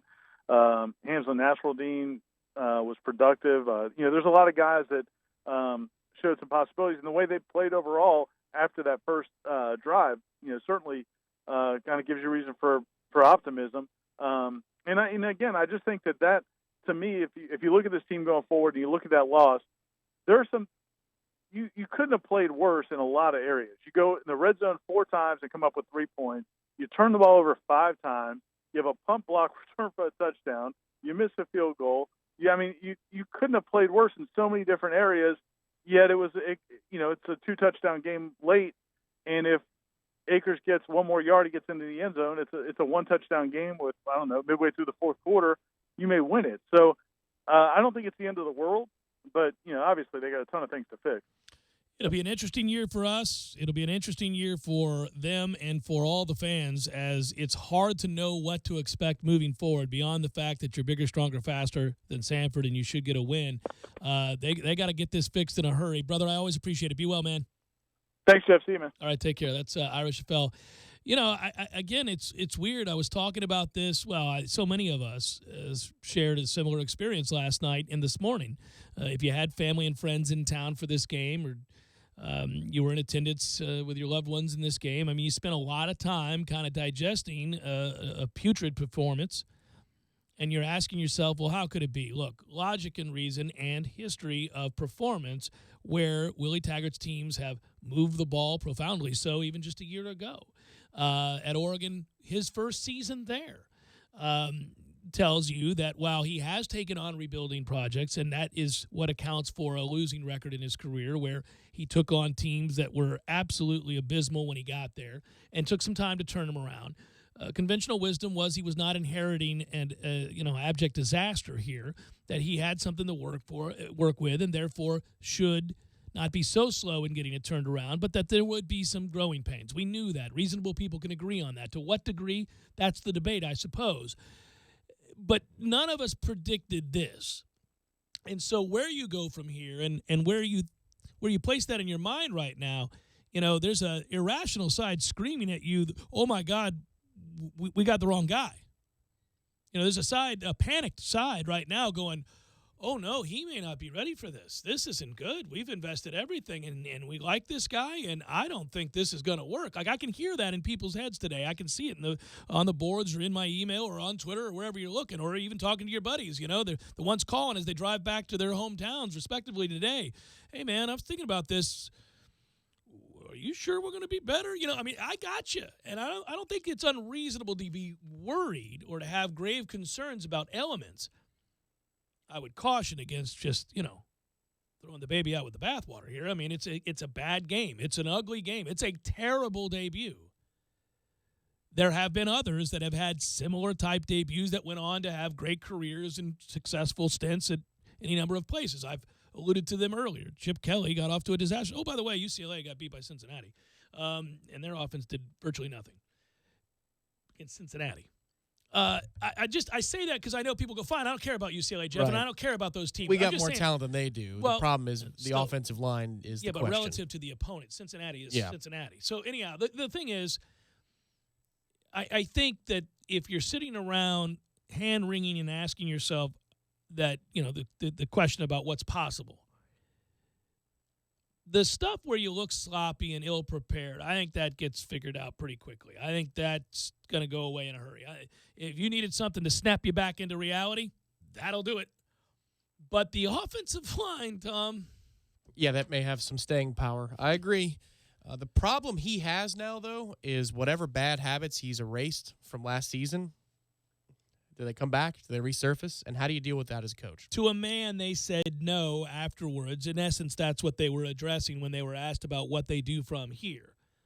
And they said, well, we understand we're not going to allow it to go back to what it was a year ago. And he spent an entire offseason trying to erase what that was and instill in these guys a confidence. Let's talk about that in a second, because I think it's what led to sort of the maybe over-the-top theatrics before the game and over-the-top excitement and enthusiasm and zeal for the game that many people like to point to as a reason for last night's loss. It's not, but it is a symptom. It is something that we can discuss as to what occurred. Because I think it's a tough ask of coaches. We saw it with the previous coach in some of the first games Florida State played with him as well. And it looked differently, but it was the same thing. And I'll talk about it next. Jeff Cameron Show, 97.9 ESPN Radio.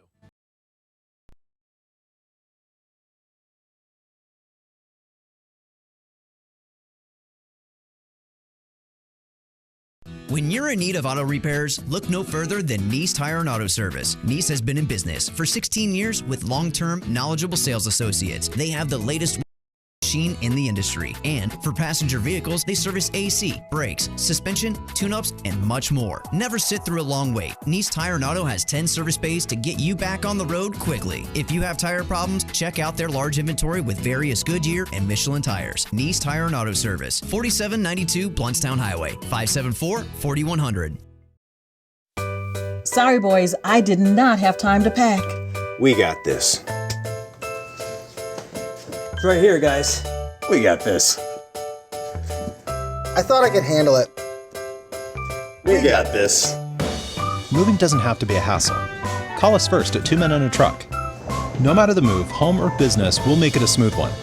I forgot something. We got this.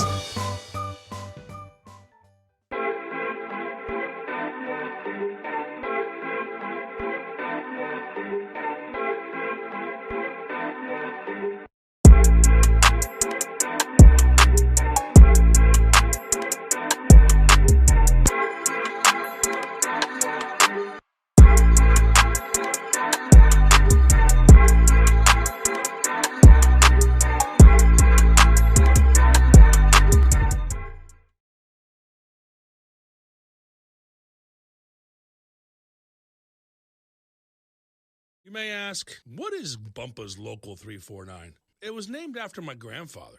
Bumpa. It's what we called him. Best man I ever knew. And the Local 349 was his union. And I try to bring this local flavor, this local flair of Tallahassee. I want to bring it to you, locally owned and operated. Warm, good food. Good Lord, man, we're getting all weepy up in here. It's a cool sports pub. It's got TVs everywhere. You got every package. You got a gazillion kinds of beers and delicious food and a deck. We don't need to weep up in here. Come on, Eddie. And we have 16 local Florida taps. Great craft beer just for you. And the best bologna sandwich you'll ever eat. It's like you just won the lotto. As Bumpa said, no matter how you cut it, it's still bologna. Bumpa's Local 349-2738, Capitol Circle Northeast. You know what? It's time you level up your lemon lime with clear, refreshing Mountain Dew Ice. We get it. You're used to a certain kind of lemon lime experience. But why settle for this when you could have this? You want a fist bump that ends in one of those fake explosions? Hey, Charles. Or a fist bump that ends in an actual explosion? Hey, Charles. Want to pull up to the party on this? Or arrive in this? Take this last second shot?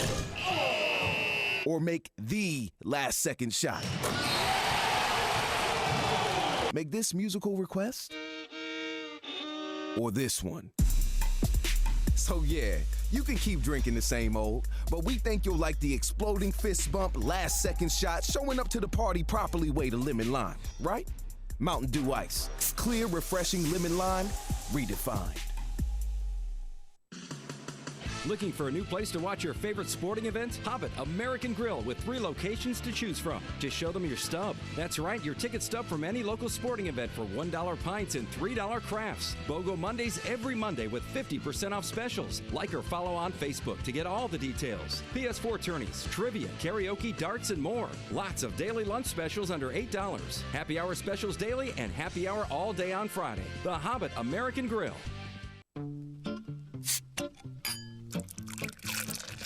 Each fall, people can't wait for us to brew our very first batch of Sam Adams Oktoberfest. Neither can we. Sam Adams Oktoberfest is everything you love about fall in one sip. With its unique blend of caramel roasted malts, it's sweet, smooth, and delicious. Savor this season with the fall favorite, Sam Adams Oktoberfest. Boston Beer Company, Boston, Mass. Savor responsibly. Hi, I'm Chris York with Monogram Art. While our name mentions monograms, we are a lot more than that. We offer a full line of corporate apparel to businesses and organizations, and we carry clothing brands such as Cutter & Buck, Nike Golf, Port Authority, and caps from Richardson, Outdoor Cap, Ahead, Yupong, and many more. We have the ability to create custom embroidered apparel that your employees will be proud to wear. So swing by our showroom at 2522 Capitol Circle Northeast or find us online at monogramart.com. Let us help you wear your brand. Don't just listen to The Jeff Cameron Show. Watch it live. The Jeff Cameron Show Streamcast. Live weekdays 3 to 6 p.m. Head to ESPNTallahassee.com today to watch live or catch up on demand. The Jeff Cameron Show Streamcast. Brought to you by Nice Tire and Auto, your trusted Goodyear dealer. Nice Tire and Auto, just minutes away from FSU campus. This is The Jeff Cameron Show on 97.9 ESPN Radio.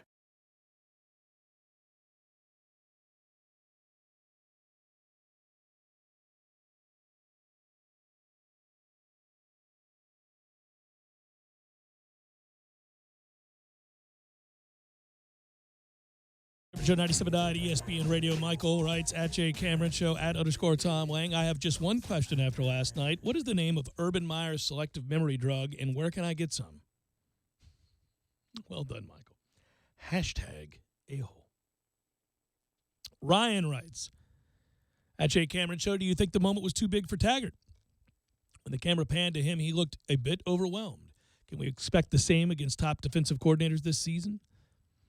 Certainly seems to serve as a hell of a wake-up call to the fact that they do play defense in the ACC. Hashtag a-hole.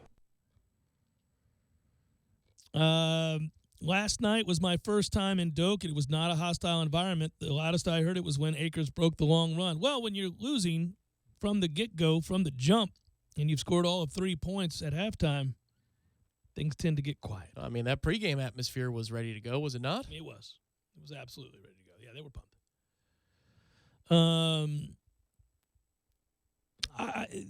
This is something that I've thought about here. When you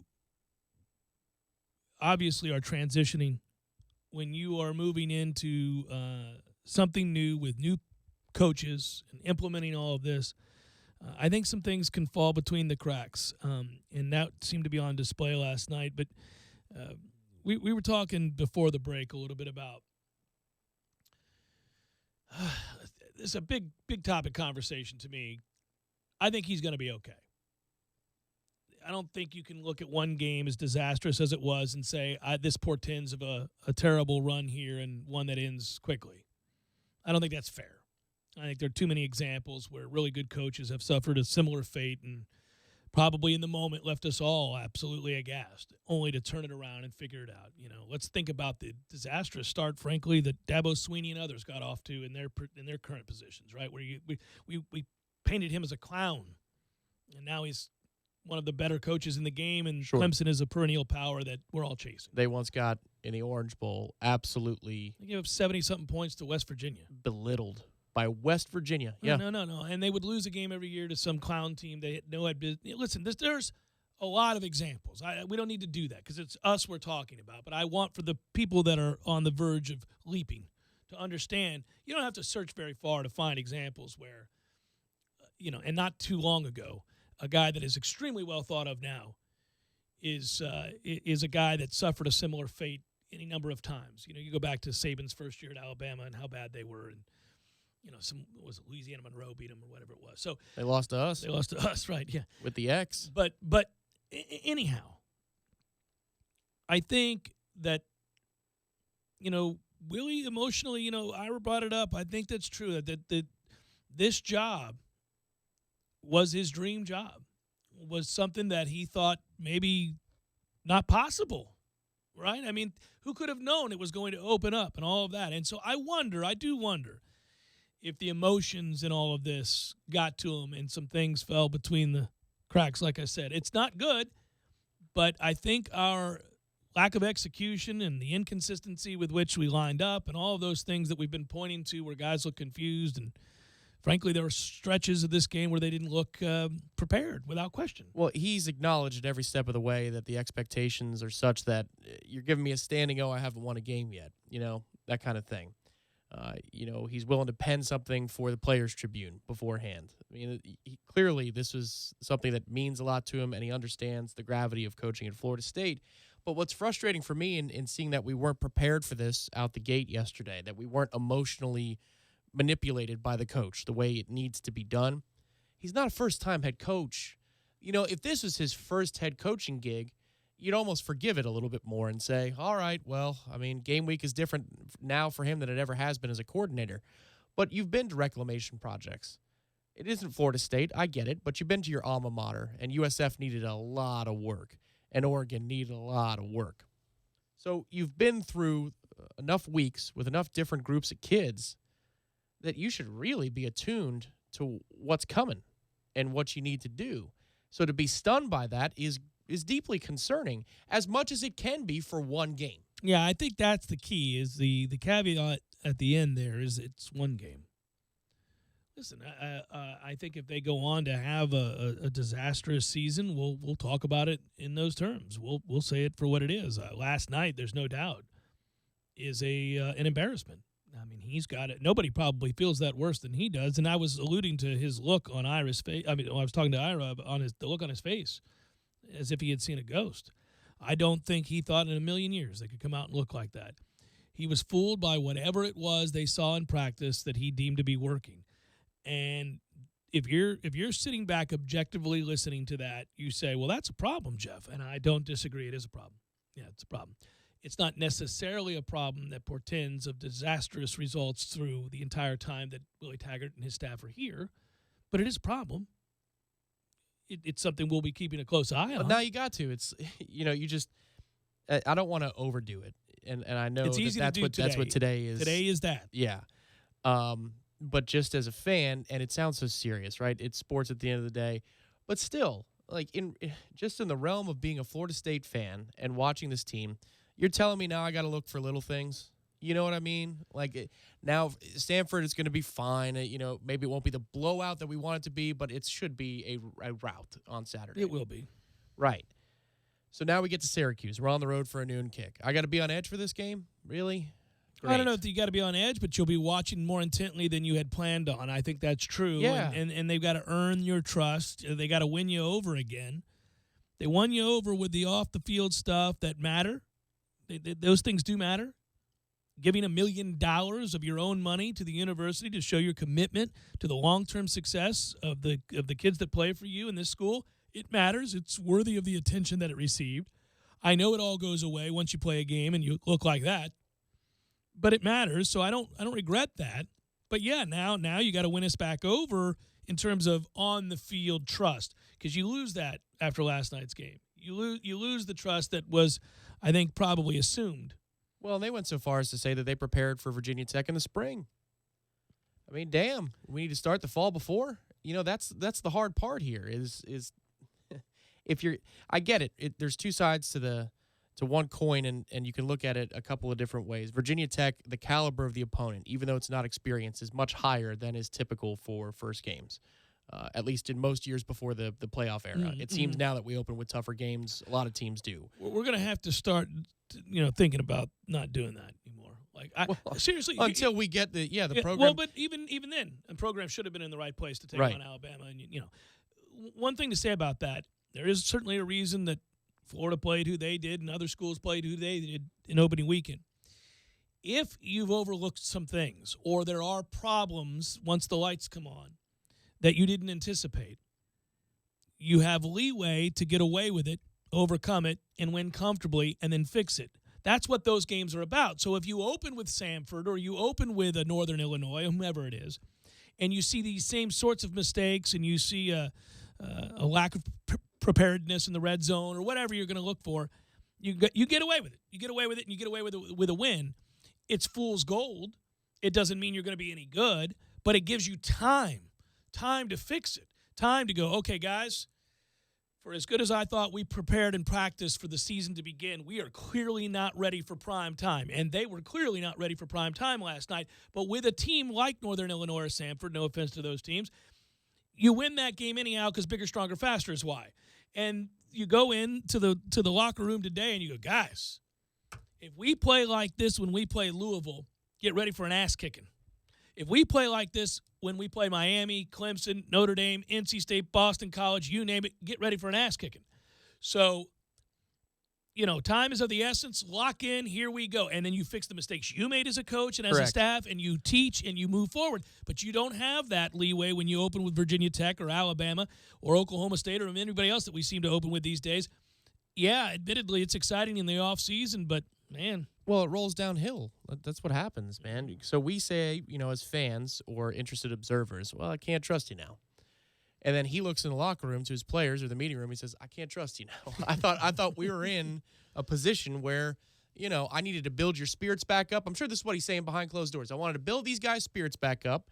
And maybe in doing so, I created so much bravado that you lost the details. Line. Yeah, that's the fine line that I was alluding to before break and forgot to go back to. Thanks for doing that, because I'll tell you what, I think it's a hard ask. I think when you come to a place, Tom, where you're the new head coach and you inherit a group that's broken, and you inherit a group that lost faith in coaches, those that they depended on, those that they turn to teach and to mold and all of that, there's a feeling of betrayal. There's a feeling that you're kind of wandering alone, right? And so you've got to reestablish trust, both with players amongst each other, but with the staff and the administration and athletics and all of that. And you've got to establish and engender a form of confidence that lets you to go out and just play and be the athlete that you are and compete. And so you're going to do everything in your power to uplift them. You can go too far, I think, and I think you can infuse a sense of bravado that is obviously, as we say, false. And you get slapped down real quick. That happened to Jimbo Fisher. That happened in his early days here. We scored 3 points against Wake Forest in a 12-3 loss. Wake freaking Forest. That's Jimbo Fisher, offensive mastermind, 3 points.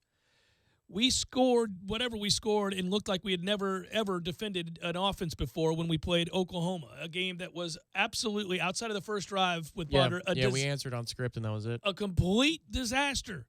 They didn't look like they belonged on the same field. We can point to a number of games where that happened, but in particular early in his time here, where he was trying to build guys back up and get them to believe that they deserve to play on the biggest of stages and win games of that ilk. And I don't know. I think it's a fine line. There's an art to it. I've never been in that position, but I got to think it's difficult because on the one hand, you want to tell a kid who's crestfallen, who's lacking confidence, no. There's a reason you're at Florida State University. There's a reason you were a 4- and 5-star kid. I know the record on the field last year says you guys stink, but it's not true. Some things went a little haywire. We're going to fix that. Leave that up to us, but you're a good football player. Now go out there and do what you've been doing all your life, and we'll take care of the rest. You got to trust me, right? And you build it up, and you build it up, and you build it up, and if you go too far, attention to detail gets lost. Perhaps there's a greater belief in oneself than it had been earned at that point. I don't know. It felt that way It certainly felt that way early on, and I think they were so excited to play. We brought it up in the pregame show. I worried that maybe that could happen. I can't know that. I did say, look, I think they're going to win the game. I think they're going to play well. I'm not trying to say I didn't say that. I did believe that. I think a lot of people did, and I'm amongst them. I was wrong. But if I had a fear beyond the offensive line, which we talked about ad nauseum, it was that you can play the game. Well, in this case, the game was on a Monday. You can play the game in your mind on a Sunday. You can play the game before it ever starts. You can allow adrenaline to get the best of you, and you can go over the top with your emotions, with the buy-in to all of that confidence they were trying to instill, to believe, as you alluded to, that perhaps this is just going to be a coronation, that this is just going to be a celebration of all that's new. And that last year's 7-6, 5-6 under Jimbo Fisher was to be thrown away as of tonight because things are different now, and we're going this direction, and we believe in these ways of doing things, and it's all going to work out for the best. You know, I think you can overdo it. You can go over the top with your zeal for all that's new and your excitement to play the game, and you can get, well, you can get offline with what's right in front of you, which is the football game. You know, you could be thinking about too many other things than your assignment, your responsibility, and the game. The game. You still got to go play that. And they didn't look ready to play that at all. I think that's part and parcel to the disappointment everybody feels today is that they didn't look prepared. And that's why they're getting ripped today, and rightfully so. Jeff Cameron Show, 97.9 ESPN Radio.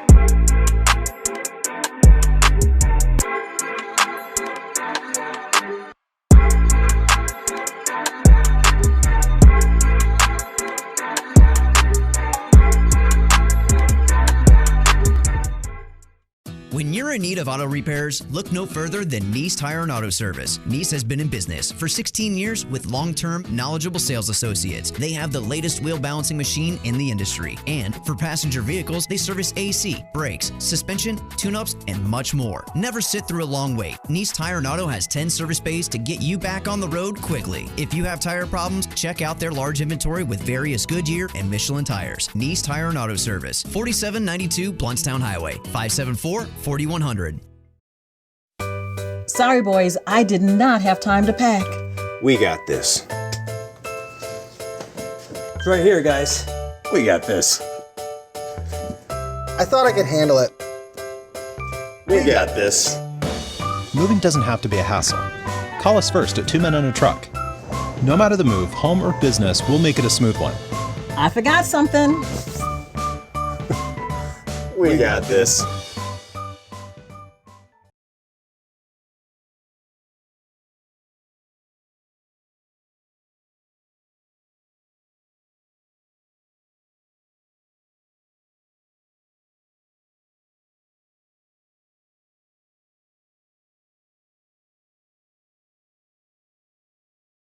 Off trade-in, or you can get $150 off trade-in on a 4, 5, or 6-piece M18 fuel combo kit. Buy a Milwaukee M18 High Demand 9.0 starter kit for only $259 and get a free brushless Sawzall. Milwaukee, upgrade, outwork, outlast. Cornerstone Tool and Fastener, the largest Milwaukee selection in the area. 2 locations, 1110 Stuckey Ave and 3269 Crawfordville Highway. Tallahassee location open on Saturdays 8 a.m. to noon, where the pros and serious do-it-yourselfers shop. Cornerstone Tool and Fastener. Hi, Chris Kraft for Kraft Nissan. Look around. That's right, you see Nissans everywhere. Tallahassee has officially become a Nissan town. Kraft Nissan town. Why? Because Kraft Nissan has the best pricing, best selection, and the best buying experience in town. And at Kraft Nissan, you get the best value for your dollar with more standard features, our exclusive and the original lifetime warranty, our easy choice menu that gives you a price and payment in writing, our new For You program that helps people with damaged credit, and every new 2018 Nissan we sell has available 0% interest for 60 months, plus $1,000 over Kelley Blue Book for your trade. Best of all, my people are the best in the business. They'll greet you with a smile and a handshake, and they know your time is valuable. My managers are always accessible, and of course, you can always ask for me or my brother Peter. Bottom line, if you need a new or pre-owned car, you need to experience the Kraft difference. Great people, great product, great price, with the best car buying experience in town. Kraft Nissan on Mahan Drive between Academy Sports and Costco. And remember, if you don't see the Kraft tag on your car, you paid too much, way too much. Looking for a new place to watch your favorite sporting events? Hobbit American Grill with 3 locations to choose from. Just show them your stub. That's right, your ticket stub from any local sporting event for $1 pints and $3 crafts. BOGO Mondays every Monday with 50% off specials. Like or follow on Facebook to get all the details. PS4 tourneys, trivia, karaoke, darts, and more. Lots of daily lunch specials under $8. Happy hour specials daily and happy hour all day on Friday. The Hobbit American Grill. Napa know-how. Right now, Mobil 1 Full Synthetic Motor Oil is $29.99 for a 5-quart jug. Its advanced formula provides maximum sludge protection, defending your engine like a catcher defends home plate. So, get top-notch engine protection with the Mobil 1 Full Synthetic 5-quart jug for $29.99. Quality parts, helpful people. That's Napa know-how. Napa know-how. General States pricing. Sales prices do not include applicable state, local taxes, or recycling fees. Offer ends 9/30/18.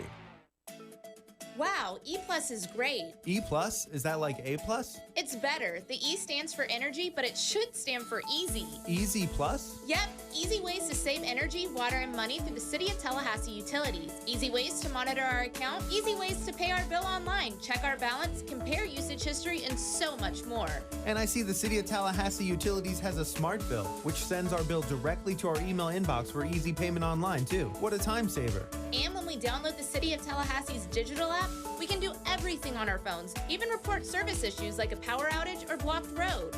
Plus, when we go to talgov.com, we can get more information on other great City of Tallahassee utilities, like the Energy Star rebates and insulation grants. Wow, the E really should stand for easy. Yep, E Plus from the City of Tallahassee Utilities. It helps customers save energy, water, and money.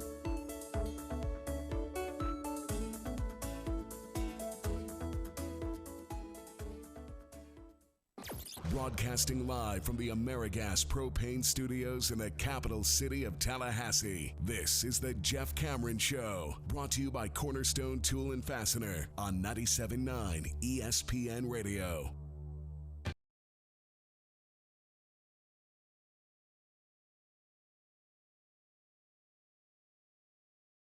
That can hook you up with a good deal. I'm doing that for you right now with MyPillow. You've heard me talk about it for months now. Still enjoying my sleep on MyPillow. Desperately needed after last night's debacle. I want you to feel great about the kind of sleep you're getting as well. I'm hooking you up. If you go to MyPillow.com right now, you can get 4 pillows. That's right, 4 of them for about the price of a single MyPillow. Go to MyPillow.com, enter my discount code. It's 979ESPN. Click on the 4-pack special. Enter that discount code, 979ESPN, and you get 2 MyPillow premium pillows like the ones that I'm sleeping on currently and 2 Go Anywhere pillows. So lots of them. It's good stuff. Go Anywhere pillow is a Go Anywhere pillow, Tom. Wherever you go, there you are. They ask you the question in the copy, what's a Go Anywhere pillow? Well, I would assume one that you can travel anywhere with, right? My Pillow is 100% machine washable, dryable, comes with a 10-year warranty and a 60-day money-back guarantee. Try it, don't like it, that's okay. You could just return it. You won't, it's good. I like it. Promo code 979ESPN. If you don't want to use the website, give them a call, 800-944-6596. Once again, use the promo code 979ESPN or go to MyPillow.com doing the same. All right. Other takeaways from college football, Malik Rozier still not very good. He goes by Rozier now. Not Rozier, but Roser. You should go by Steve Smith. Because as a quarterback named Malik Rozier or Rozier, it's not going to work out. How about Testaverde? LSU looked good, defensively especially. Yeah, they did. They looked good defensively. I mean, they didn't light the world on fire offensively, but they never will. Well, no, this is true. Not since Jimbo left, right? But situationally, they handled business. That one long touchdown run, and then obviously they have their own turnover of sorts that directly leads to some points. Saban made an ass of himself over the weekend after Alabama dominated Louisville, and that's not so surprising, I don't suppose. Guy loves to contend that the media made up the quarterback controversy. Really? And then he named Tua the starter yesterday. Of course he did. It was ridiculous. This whole thing was a fraud. I don't know what the hell he's doing. Just bizarre. I mean, you're a football coach, dude. Settle down. He's probably the type of guy that in 10, 15 years, when he finally decides to hang it up, he'll probably make some headlines for saying some stupid things. Like when he's out of the game and you go, oh, boy, not good. Nick's completely lost it. By the way, Tom, lost in all this because I know we're hyper-focused certainly today on our game. Tennessee got absolutely shellacked by West Virginia. They weren't competitive. They got beat by what, with 26 points or something like that? So they were the us of Charlotte, North Carolina this weekend. Yeah, they're going to be it's going to be a long year in Tennessee. I should also note that Kansas lost to Nicholls State.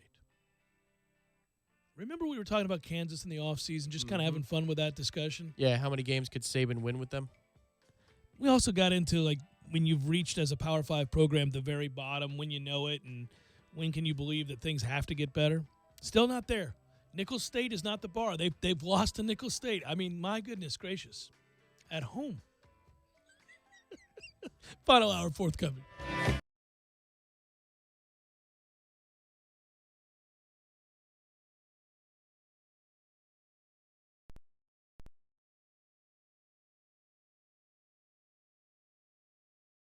When you're in need of auto repairs, look no further than Nice Tire and Auto Service. Nice has been in business for 16 years with long-term, knowledgeable sales associates. They have the latest wheel balancing machine in the industry. And for passenger vehicles, they service AC, brakes, suspension, tune-ups, and much more. Never sit through a long wait. Nice Tire and Auto has 10 service bays to get you back on the road quickly. If you have tire problems, check out their large inventory with various Goodyear and Michelin tires. Nice Tire and Auto Service, 4792 Bluntstown Highway, 574-4100. Sorry, boys, I did not have time to pack. We got this. It's right here, guys. We got this. I thought I could handle it. We got this. Moving doesn't have to be a hassle. Call us first at 2 Men and a Truck. No matter the move, home or business, we'll make it a smooth one. I forgot something. We got this.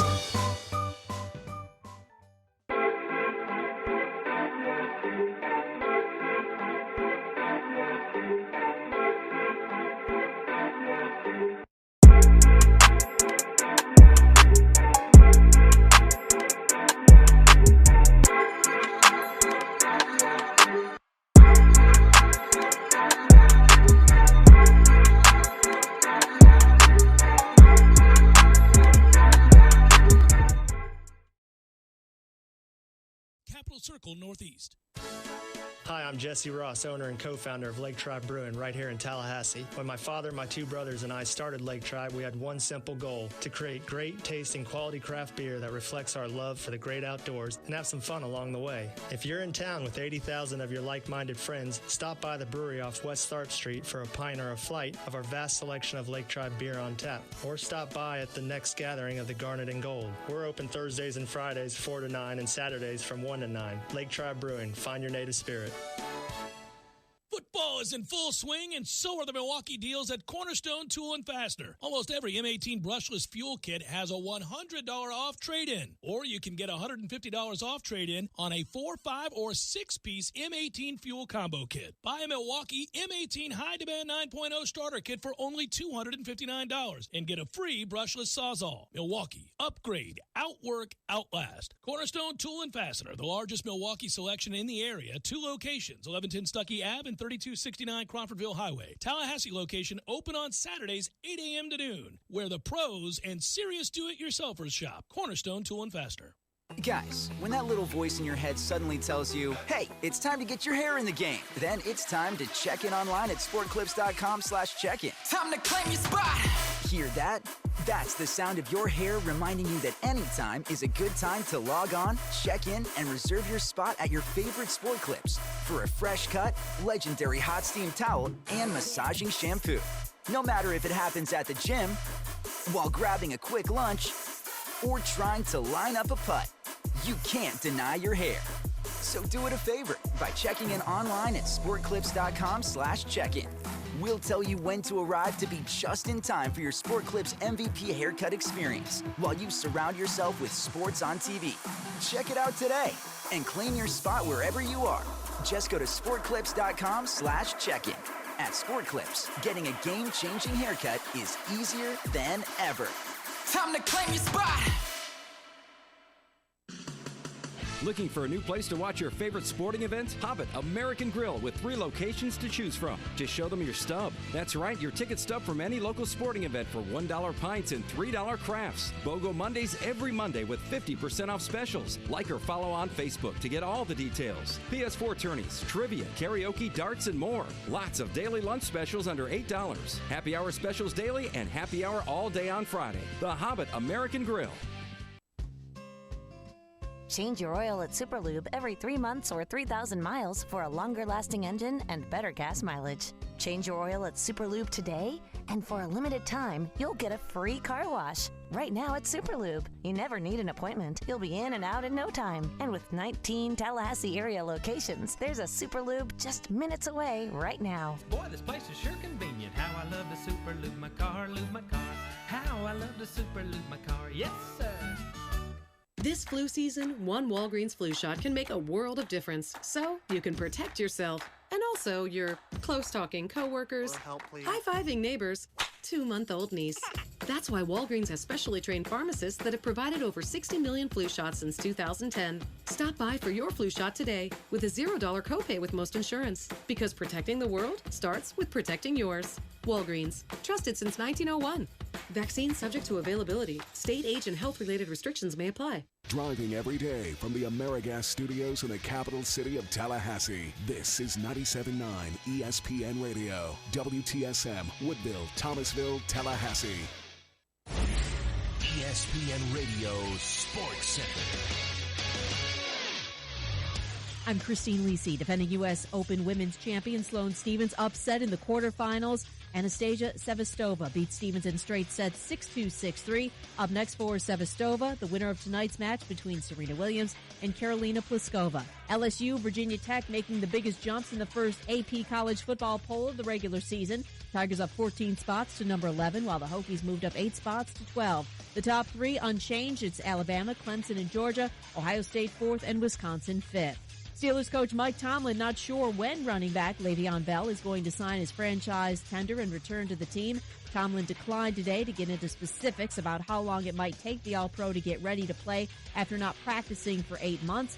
Expect Pittsburgh to use a game week protocol in determining Bell's status for Sunday explains ESPN Steelers reporter Jeremy Fowler. You need to be in a practice uniform. So Bell would probably have to get here on Thursday to at least get some action, then run with the first team on Friday to be ready. And so Wednesday is an ideal scenario. That's their big installation day. If he could get here for that, he's definitely playing, and they'll have some sort of package for him. NBA, the Pacers signed Coach Nate McMillan to a multi-year extension. McMillan with an impressive coaching performance this past season. After the Paul George trade to OKC, McMillan coached Indiana to a 48-34 record and a first-round 7-game playoff series versus the Cavs. Nearly a year after the FBI investigation into college basketball led to his termination at Louisville, Rick Pitino thinks it's unlikely he'll return to coaching at the college level. In a book released today, co-written with Seth Kaufman, Pitino wrote that his coaching career is possibly finished.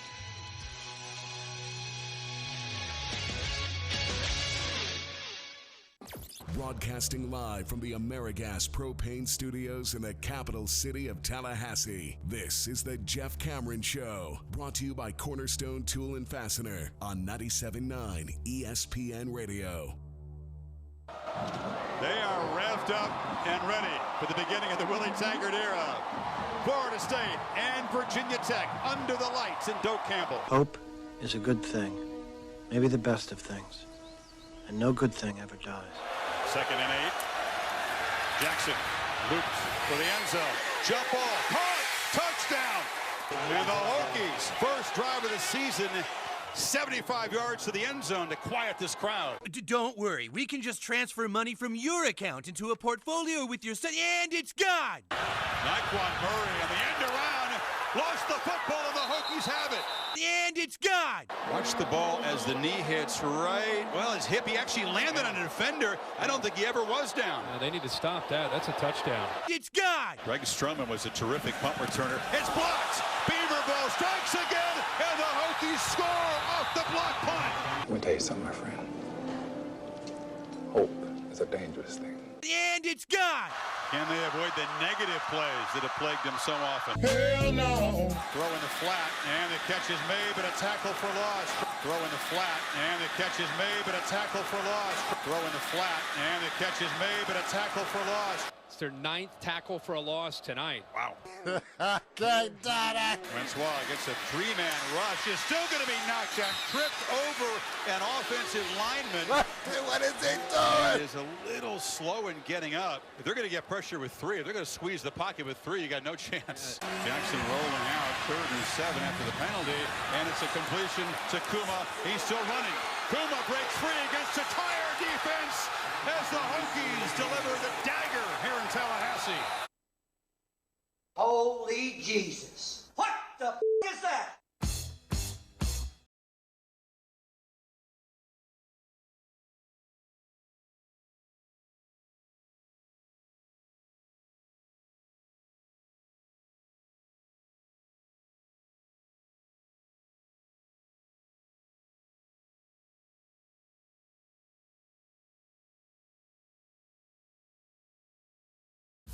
Final hour of the Jeff Cameron Show, at least for today. Thanks for tuning in to it. I'm Jeff. That's Tom. We're online, ESPNTallahassee.com. Great to be with you. Man, still lingering a little bit. You hop into your car after work just now and you think, I didn't need that. I didn't need that montage. Wait a minute. Maybe I did need that. Maybe I did need that montage. If you can't laugh at yourself, who can you laugh at, right? We're online, ESPNTallahassee.com. That's where you go to listen live via the streaming free. Always, if you miss any part of the show, go back whenever you get a chance and get caught up if you so choose, because we are online, ESPNTallahassee.com. On Twitter, it's at J Cameron Show, where you can also Periscope at 979 ESPN Radio, the WTSM app, good for your mobile devices. An absolute disastrous start to the Willie Taggart era on the field after not a nary a single misstep in the offseason. There was a series of just bumbling, stumbling nonsense that occurred last night that we won't soon forget, friends. My goodness. In your wildest nightmare, could you have envisioned the game playing out the way that it did? I know there were some who said, offensive line's not very good, and if you can't block, it's tough to win.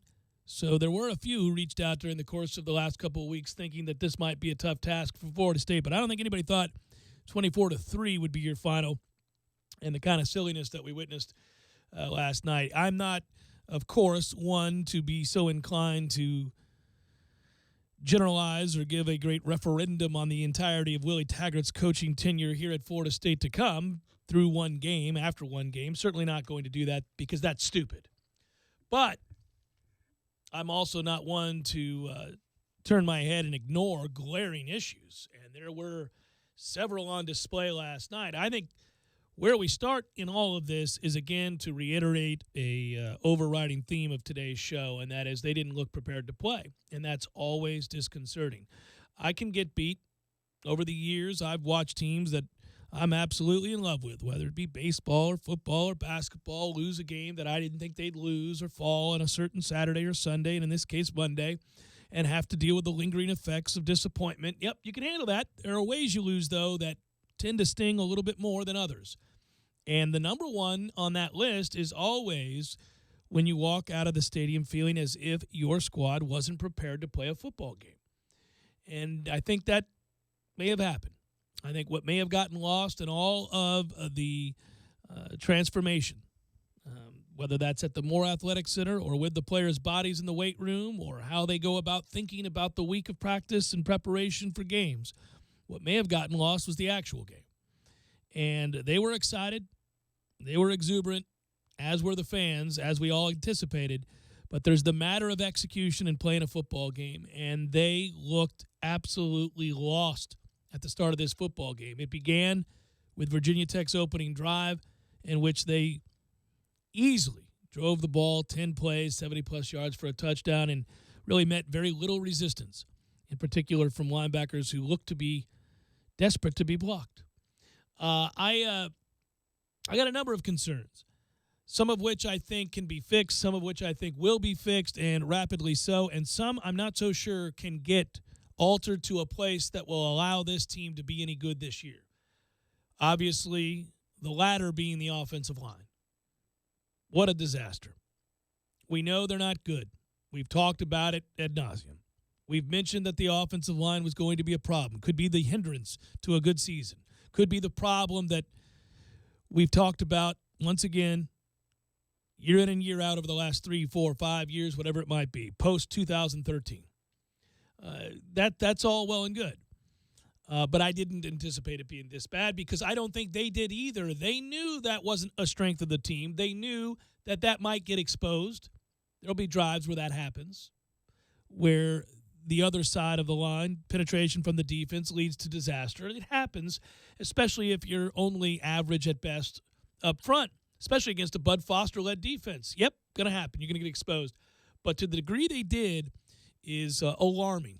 I agree. My question would be, is I'm trying to, at least maybe for my own sake, advance the discussion a little bit to solutions. If Cole Minshew is out in a given situation, is it better for Landon Dickerson to play right guard and put in, your next best tackle, which I guess is Bello? I mean, are you better if the interior features Kelly, Eberle, and Dickerson next to each other with Bello at tackle rather than Dickerson? Yeah, because the danger is further out, and you have more time in this offense, presumably. Well, but you could also run the ball up the middle with a modicum of success, which then opens the door for you to run other things. But if you're getting penetration inside, you can't do anything. Well, and presumably you're going to read off an end every play anyway. Right? And so you're reading him. You don't have to block him. I would think Bello could climb to the next level. I'm just throwing things against the wall because that's not going to work. It's called spitballing, Tom Lang. It's what you do after everything falls to pieces. Let's do some spitball. Well, and Derek Kelly missed a series or two, at least one. We had guys all across that offensive line. Is Landon Dickerson now just this guy that's going to be hurt in perpetuity? I mean, are we ever going to stay healthy? I understand the young man does not want to be hurt, but damn it, man. But when Arthur Williams is out there, last year's defensive tackle is out there at left guard for a series, and then you got Bello playing right tackle. Oh, boy. This is a problem, man. So you just got to wonder if there's going to be major shakeups. And you got to wonder, too, if Willie changes the way he coaches this group now. I mean, does he interact with them fundamentally differently? And what consequences come from changing the way you communicate with your team if that's the route you go? I think one thing you might want to do is cheat. I think it's something you could think about doing is using anabolic steroids, and lots of them. maybe like horse steroids, things that you would give to people if you didn't care whether or not they made it to the age of 50, but would dramatically improve their performance immediately. That's one thing, Tom. I don't know if that's in him or not. I'm that kind of desperate. I'm willing to turn to anabolic steroids at this point and to use them in great numbers. I don't know if he's that kind of desperate, but he did run a diamond formation play on 3rd and goal from the 10. After a timeout.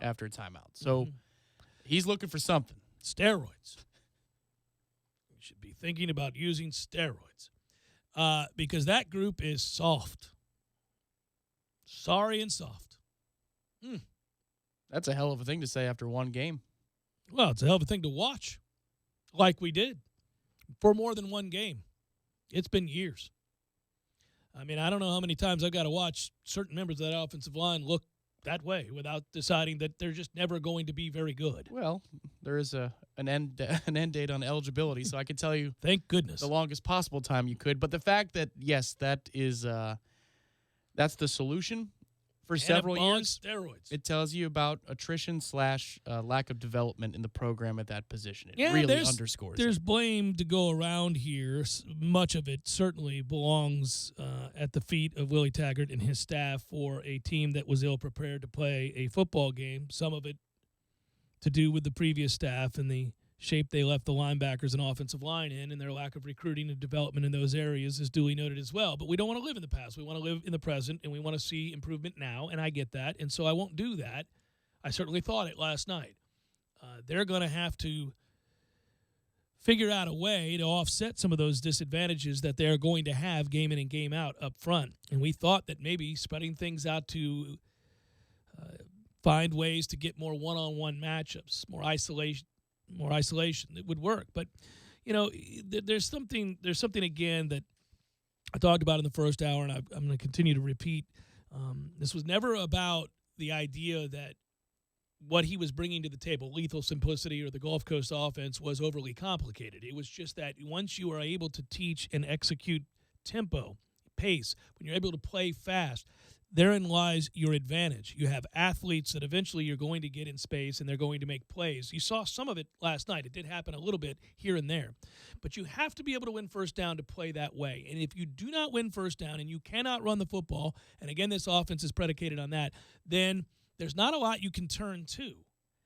And so my fear is that while they'll most certainly improve, there's no doubt they're going to get better, and we know this, and the old cliche is true that the difference in the rate of improvement from game 1 to game 2 is the greatest contrast, and we see that, and I think that will be true. Obviously, this is a team that's coming in here that isn't physically capable of hanging with Florida State, so the result is going to be good no matter what. But now you got to break down the Syracuse game. You know what I mean? That's where we are right now. So we got to break down the Syracuse game.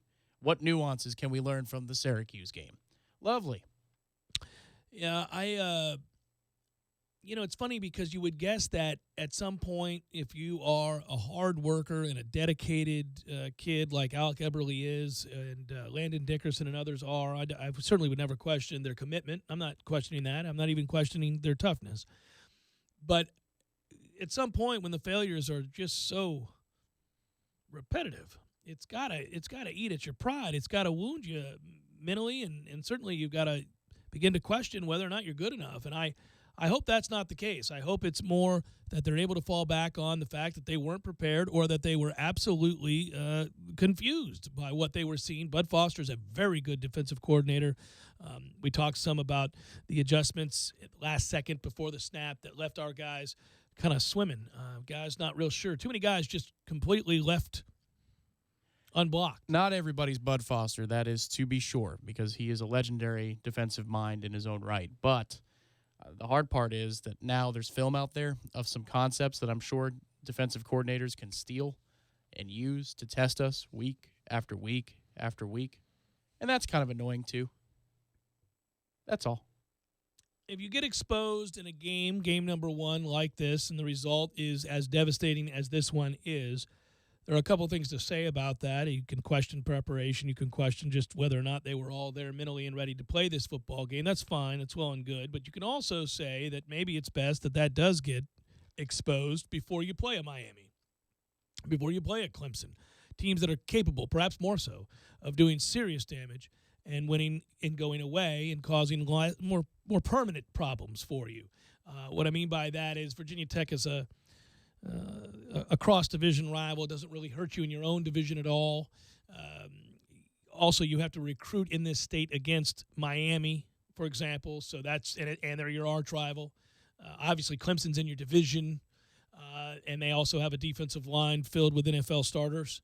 So maybe this, in some way, can lead to a more competitive and consistently solid group as the year goes on because these warts were exposed right here, right now. I don't know. I mean, that's a glasses half full sort of look. Yeah. I get that the fan base is livid, disappointed. You got your kooks out there who want to fire the staff after one game and ignore history, ignore the times that this has happened to guys that they would proclaim to be their hero. I mentioned Jimbo Fisher's tenure and especially early time here with the 3 points against Wake, et cetera. I mean, we've seen things that left us all sort of speechless. You got to give people time, and you can't let one game be the deciding factor. That said, it's certainly okay to be crushed by last night's football game. Well, I don't know any other way to say it. There's an irrational undercurrent, too, that you're trying to just keep down on a day like today when you're trying to be reasonable and as objective as possible. And you can say it objectively sucked last night. That's fine, and that's true. They did, yeah. But, after watching Miami's issues at quarterback over the weekend and knowing that Florida's got an uphill battle in its own right, especially in its division. Well, once they get out of this month, it's an easy-ass month, I'll tell you that. Right. It's like when you were a kid, or maybe I'm sure your kids did it. If they're trying to get your attention, they kind of tug at your arm, and then eventually they start really tugging, and you say, what? What do you want? What is it? Yeah. All right, so for me, it's the light tug right now. We've got a chance to take this state back, recruiting-wise. Miami's got some issues down there. We don't need to be messing around. Yeah. It's a long season. We get to play them heads up. This is all good. There are things that are in front of us, but come on, man. This is a really important time in college football to establish yourself with a recruiting base. And the way you do that, fortify that, is to make sure we don't get embarrassed. It looks like Thibodeau and his visit from out in the West Coast still went okay, but let's not be hosting kids and getting the doors blown off at home. That's how kids flip and say no to you. It's important. It's not critical yet, but now you're going, oh, come on now. We need to respond here, man. We tend to get too wrapped up a lot of times in the result of a play call. Like a lot of times we get really, really worried about a play that was called as opposed to, I think, greater preparation and philosophy and things that govern a program that have much greater impact than a failed play call. But I got to tell you, the thing that made me wonder whether or not if I were a recruit that, I'll be keeping a closer eye on this. It does. It hurts to see somebody come out of a timeout and run a wildcat read option from the 10. I'm not going to lie. That's not a game breaker, but it is certainly eye-opening. Right, yeah. Yeah, that's an eye-opener, Tom. Well, and after in the first quarter, Cam Akers did show that he doesn't know how to count the I don't understand. The guy ran it in high school. I have no idea how that's possible. That's what he did in high school. Right. That's bizarre to me. It's a play at the end of the first quarter, Trayshawn Harrison, left to right. And it could be a score. You got to give it to him. You at least have a shot for a big play because you got a hat on a hat and the matchup's right, and he doesn't give it to him because he never looks. He never reads. And I would argue, if you look at the spider cam, the wire cam of the 3rd and 10 play, if he gives it to Rasul, it's got a chance. It does have a chance. You have Still numbers a crappy advantage. Play call, but yes. I 100% agree with you. That from 3rd and 10, that's what you're going to dial up. Out of a timeout? Even if it works, you go, that's nice. Never do that again. Kind of like Willie Mays Hayes. Yeah, there's a whole lot of things like that in this game. I mean, if I'm going to play the glasses half full and be the optimist here, I would tell you that I'm going to need Keith Gavin to catch the damn ball. That's a touchdown. It's a great throw. Catch the ball. It's a touchdown. Who knows how that changes the complexion of the football game. I'm going to need my kicker to not miss a chip shot from 36 yards, leaving you fully exacerbated yet again this idea that all of a sudden you're still down 2 scores. Come on, man. It's a chip shot. I'm going to need you to make that. I'd like it if we could find a way not to just absolutely suck across the board in special teams and get a punt blocked, for a walk-in touchdown. I mean, there are things that are correctable, things that have to be better, will be better, that aren't necessarily coach's fault. Like my kicker's got to make a kick. I mean, Sure. It's 36 yards. But then My also- receiver needs to catch a touchdown and hits him in the hands. You have to be able to communicate when a replay could mean a touchdown Without question. without snapping the ball Without again. question. Are you joking me? Yeah, I said something worse than that. We're going to rush up to the line of It's not just about running the play. It's about rushing to the line of scrimmage to run the play. Situations. You got to be the CEO in that moment. Can't be lost in the play sheet. We've said that once or twice. Well, red zone offense, terrible. Special teams, terrible. The hidden yards, all in favor of Virginia Tech. Offensive line, a disaster, dominated by Virginia Tech's scheme and defensive line. Bud Foster better than our offensive play calls. That sums up your game. The good news is we have one and only one Kalen LeBourne play ready every single week. And it's a gonna good be- one. It's a gonna be special one. Electrifying. Nah, they're kicking themselves today. With this hour will be more of this, I know. But I got to tell you, I'm mindful of the idea that this was so important to Willie and his staff and how much he cares. We know that. That's not in question. So last night was a sleepless one. I'm sure of it. And I've got to guess that there's an awful lot of come-to-Jesus moments happening both between his ears about what he did or didn't do and also his staff. That meeting could not have been a good one. But also, I got to guess that, time is of the essence. The realization that they weren't even close to being prepared for this football game, those will exact change. And hold out hope, man. It will be a lot better. I know that sounds so hollow. I got you, but they're not going to be that bad every week. Short of doing something terrible this weekend, and I don't mean lose, just like play poorly, this discussion gets delayed for a week. There's nothing they can do this weekend to make it feel better. What just happened? No, you could win 75-0. Who It the doesn't hell matter. cares? Yeah, Yeah. I mean, I would like to see it. I'd like to see a touchdown.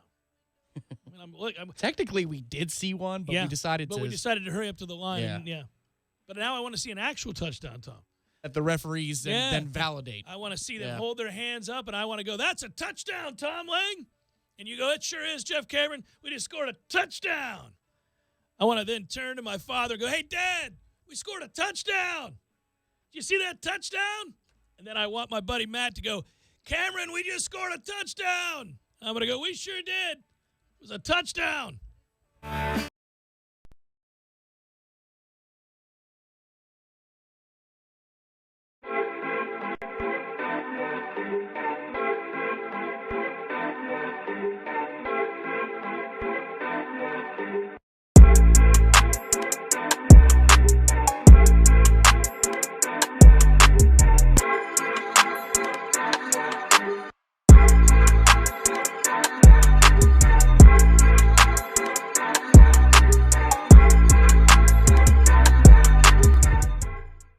When you're in need of auto repairs, look no further than Nice Tire and Auto Service. Nice has been in business for 16 years with long-term, knowledgeable sales associates. They have the latest wheel balancing machine in the industry. And for passenger vehicles, they service AC, brakes, suspension, tune-ups, and much more. Never sit through a long wait. Nice Tire and Auto has 10 service bays to get you back on the road quickly. If you have tire problems, check out their large inventory with various Goodyear and Michelin tires. Nice Tire and Auto Service, 4792 Bluntstown Highway, 574-4100.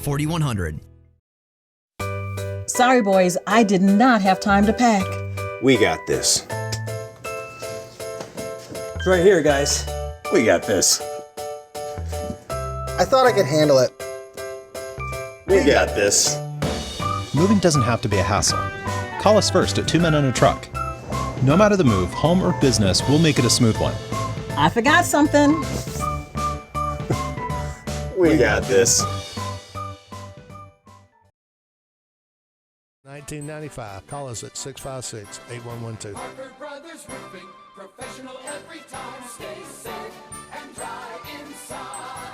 CGC 042221, CCC 049350. Have you ever noticed when you report an accident or a claim to an insurance company, they are very eager to get you to one of their approved body shops. They say that they guarantee the shops work, but what they're really saying is the shop works for them, not the customer. So choose a shop that is working for and looking out for you, someone you trust. It's your choice. Lisa's Paint and Body. License number MP46050. Yo, this is your cup holder talking. You know me, the little round thing between your car seats. Now, listen, we need to talk. Now, I normally have a nice cold bottle of Mountain Dew in me, but at the moment, I'm empty. That's right, no Mountain Dew. Nothing in here but a couple of quarters and a dime. Those 60 cents have been freeloading a ride in me for weeks now.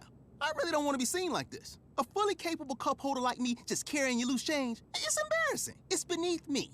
Look, I'm not made for loose change. I'm round like a bottle of Mountain Dew. Glistening, cold, and delicious. I'm made to keep Mountain Dew within reach at all times, so you're never far from that incredible bold citrus kick whenever you need it. Just inches from your hand, all snug and secure where it won't tip over or roll under your seat or get hot in the sun. So find a store already. Grab some Dew, toss it back, then place that bottle where it belongs, and put that loose change back in your pocket. That's what pockets are for. Mountain Dew. Do the Dew.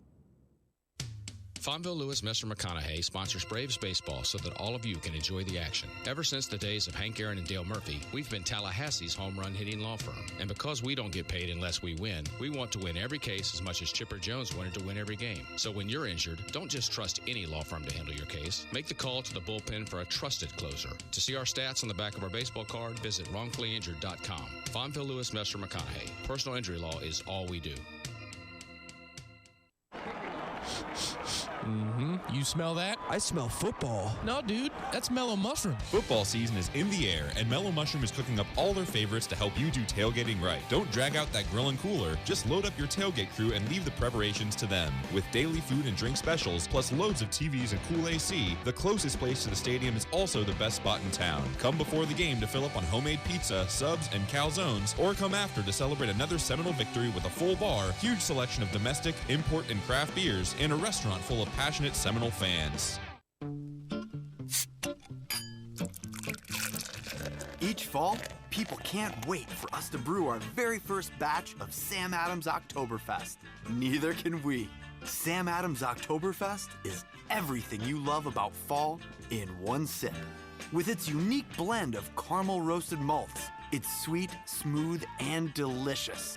Savor this season with the fall favorite, Sam Adams Oktoberfest. Boston Beer Company, Boston, Mass. Savor responsibly. This Day in Sports brought to you by Superlube. Superlube, 19 Tallahassee area locations. Quick, convenient, no appointment necessary. This Day in Sports History. September 4th, 1991.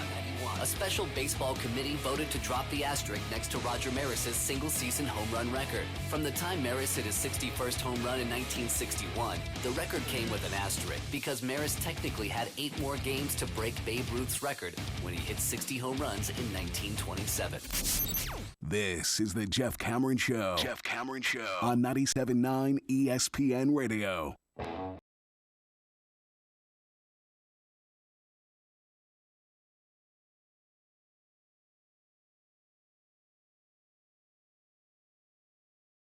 Imagine a lot of responses to the disaster that took place last night.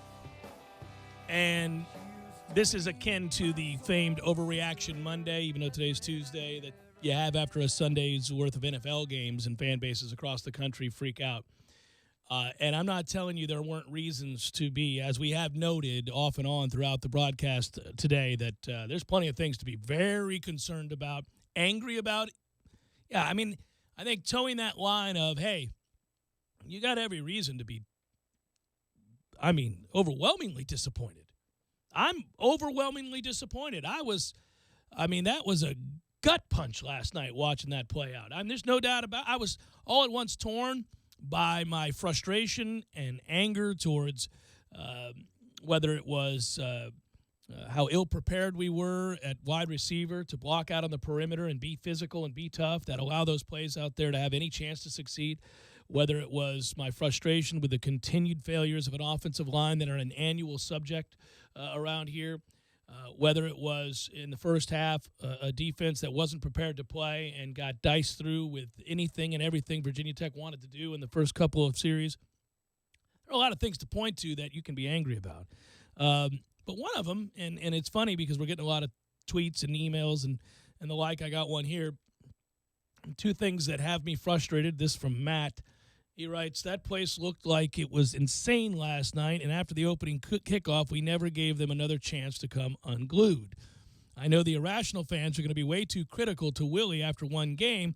I wish he would have gotten a couple of games under his feet against a lesser-tier team and figured some of these things out. Well, yes, hindsight's 20/20. I wish he would have, too. I thought this was a great opening, though. I'm not going to engage in revisionist history. I thought it was cool. Virginia Tech has had an offseason of upheaval. They looked ill-prepared to play this game on paper based on the offseason they've had, all of the changes on personnel, the games at home, at night, for a fan base that's eager to roar, to celebrate the start of a new era. And yeah, as it turned out, Bud Foster and his boys on defense were too good and well prepared, and they dominated, and they deserve their credit. And as much as we can look inward and say this is awful on our part and self-inflicted wounds and penalties and 5 turnovers and red zone mistakes, as much as you can say all that, that's fine. But, that's caused by a lot as well, and Virginia Tech did a lot to dictate terms. Well, I think you can live with the first half. You're not scoring in situations, but you're able to move the ball at least in one facet of the game. You could see that and say, all right, new system, no problem. We've got a lot of things we need to tighten up. But then the way the second half goes is it seems – and field position has a lot to do with it. You're never outside your damn 19-yard line. But, in the adjustments game, we got worse. We got worse half to half. I said it last night, F- from the offense in the second half. We'll go back. I think that second half poisons our memory of this game to make it seem like nothing good had all happened the entire game. There were some good things I did like in the first half. Well, but you end up outgaining them, and you also end up with more yards per play. Right. You do some things that suggest you were in it. I thought 17-3 felt a bit harsh even at halftime because of the block punt. Right, the block punt, and obviously you got to catch the damn ball, Keith Gavin. Yes, and you missed the field goal right after that, and then obviously the Nooney Murray play at the goal line. There are some. That's a ton of. Think about what you just said. I know we documented it in a different way earlier in the show, but just do what you just did right there. A drop touchdown and a missed field goal. So missed chip shot. Yeah. Excuse me, not a field goal. So it's 7 points that you don't get. Yeah. And then you turn around and instead of having a touchdown and you don't allow time to be reviewed or the play to be reviewed, you're in such a damn hurry to get to the line that you take those points off the board. Now, you do get a field goal, so that's only a loss of 4 points. Correct. So now we're at 11. They only scored 24. You got a block punt, add 7. That's 18 of their 24 points. I mean, differential. The swing in the game. In the game. It's just, I don't think after talking about this for 2.5 hours, after talking about it off the air this morning for hours and hours and hours and hours in that early afternoon, you can't escape the fact that the two biggest errors in this game that frustrate you are the Nooney Murray situation and not reviewing that, not communicating better on the sideline. And the play call with Cam Akers. And that third and 10. It's a crazy third and goal from the 10. There's no defending that call. I was worried about what kind of play calling we'd see in the red zone. We talked about it all summer, that there are trade-offs with offenses like this, and one of them is that you're not always really tough. But we thought the physical element being that this is a run-first offense would help mitigate some of that. That play call is awful. It obviously doesn't work. One thing to note about that I think is really weird, Cam Akers ran read option all throughout high school as a quarterback. What the hell? In the first half, there's a play. Trayshawn Harrison is motioning left to right, and Cam is in at Wildcat quarterback in that moment. And we just picked up a big play. I think it's right on the heels of a big play to get us across midfield. So, again, stymieing momentum. If it works, then you're saying, well, he's pushing all the right buttons. Right. It's a simple read, dude. If he hands the ball off to Trayshawn Harrison, and I'm sure he has an option there. I'm 100% certain he has an option there to do so. You have one blocker on one perimeter defender up the right-hand sideline, and you may have a touchdown. So that's twice. So you're telling me he can't read. You're telling me, of course, DeAndre Francois, what we talked about earlier, he had issues of when to give, when to take. It's almost like they never ran it here before, especially in Francois' case. So there's growing pains that you can understand, but I have to say that the two errors that I've mentioned ad nauseum today are concerning more than anything else long term, because these are big moments, these are big decisions that need to be made in quick amount of time, and you come up with what? Yeah, I'm gonna hold off the overriding judgment of game management and play calling until I see that we can block even a little bit. And I agree because I think it breeds desperation. And I think you see abnormalities. I think you see the kinds of desperate calls that we're talking about. Yeah. I think that's born out of knowing you can't block it. You can't man up and line up and even tie. Not even win. I mean, God forbid we win the line of scrimmage once in this game. But when you realize you can't even fight to a draw on a given play, then you can't really call anything. But the desperation there is to call a read option with Cam Akers and 4 backs in the backfield. You're trying to get as many athletes on the field as possible and just hope like hell one of them makes a play. I agree it's a terrible call. I'm not going to defend the call, but I do think you see some quirkiness when you're desperately getting abused up front and you can't block anybody. We knew the offensive line wasn't very good. We said that we thought the offensive line at best could be adequate to average. Listen, as excited as I've been for the start of the Taggart era and what I think is a good hire and what I think will be a long-term success, that doesn't change today, by the way. I'm not one of these lunatics, you aren't either, that jumps off the ledge after a terrible game. Good Christ. After what we just saw a year ago with a coach who'd been here for 10 years, I don't want to hear it.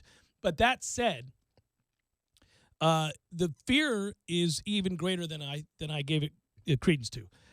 That offensive line's worse than I thought it could be. I thought they were bad. I thought at best they'd be average. Said if we could be average, we'd have a chance. They're horrible. Horrible. And I'm mad on a lot of levels because of that. I'm mad. I'm like thinking to myself, well, you could have figured that out in camp and called the game a little differently. I'm not so sure. I'm mad at Rick Trickett and Jimbo Fisher. That did indeed leave the cupboard completely bare on the offensive line, completely bare. None of those guys are any good. Landon Dickerson maybe, but he's seemingly hurt all the time now. So I don't know. You know, that's not an easy fix, Tom. That's where the desperation starts to sink in. You can call games differently. You can say, oh, we got to do it a little different because we can't block it up. But if you can't block it up, by definition, you're not going to beat anybody who's any good. Right. And to me, I just, in that moment, you'd think you might want to spread it out a little bit more in terms of not giving the angle back to Bud Foster and saying, well, here are all our skill players, so why don't you just come downhill and attack us? Because that's the way it seemed all night long. I thought our defense, obviously, and it is obvious, in the second half it responded quite well. You go back and you look at the first half, the field goal they give up, it's a shortish field. They give up a big run right off the bat, but then they kind of hold their own. And from that point on, they play really well. They do enough to win. I don't know that 10 offensive points for most of the game is probably fair. Virginia Tech did move the ball a little bit better than that would indicate. A goal line stand. But a goal line stand, a lot of heart. And there's some guys that emerged, by the way. Jaden Woodby is a baller. Yes, he is. Hopefully that shoulder issue is not repetitive. It's just Virginia Tech was able to trigger downhill from all angles, all the angles it wanted to all night long. They looked buttoned up. For as much as we talked about the newness of the players on that side of the ball, they look like veterans, and we look like rookies. Yeah, Bud Foster did what he did to Ohio State in 2014. He did exactly that. With the least experienced defensive group that he's had. Yeah. He's a damn fine coach. He's got more than a handful of great moments in that coaching ledger that you could point to and say that was a masterful job against people with superior talent or even certainly skill position-wise. I mean, that Ohio State team went on to win the national championship that he dismantled in Columbus. I mean, we're that team today. We're not going to go on to win the national title. No. Our offensive line isn't good enough. And there's a long way to go here. I think the hardest part for everybody today, and I understand it because I've had a hard time to put into words some of this, but it just hurts to be slapped across the face, in essence, with a sign that reads "rebuilding year." When that, because you had so much hope that wasn't going to be the case, but today I sit here thinking, nope, rebuilding year, and they could prove me wrong. They could be a lot better. They got some time to get right. Obviously Samford, you can work out some things and start to figure some stuff out. But you gotta average. They averaged. Think about this. It's before the long run from Cam Akers. There is no running game to speak of. This offense is predicated on being able to run the ball. I think it's even still 3.4 yards per rush. Your quarterback has to be a part of the running game. He doesn't keep. Did he keep one time? You got to keep more than one time, maybe twice. Yeah, they had it designed on one of the goal to ghost circumstances, and he got tackled in the backfield. Yeah, he's got to be part of it. He's got to learn how to run it better. clearly there were times. Now, he said in the postgame, I saw his interview, that those were handoffs. Those were design handoffs. I don't think that's true. I think he was just talking to talk. I don't think that's true. Meaning DeAndre said that. Curious, sir. Yeah, those were reads, and he didn't. Let's get on the same page then with what the call is. But I think DeAndre is kind of aloof that way. You know, he's going to tell you. He doesn't want to sit there and talk to you anyhow. So he's going to say whatever. I don't always pay attention to that. You know, and I'm not even being mean. I think he stood there, he hung in there, and you know, he's a tough kid. I mean, it's just that's a long night. Probably doesn't feel like talking and just says whatever. But no, well, he also had to play the role of traffic cop way too much last night in general. And he did a good job because he talked afterwards about trying to keep people's heads up and saying we're in this together. We're not going to let what happened last year happen this year. And that's, I mean, I have no choice but to believe him. And I got to say that is growth. You know, a year ago, I don't even think he would have said that or acted that way. So, yeah, definitely. You know, so I'll give him some credit for that.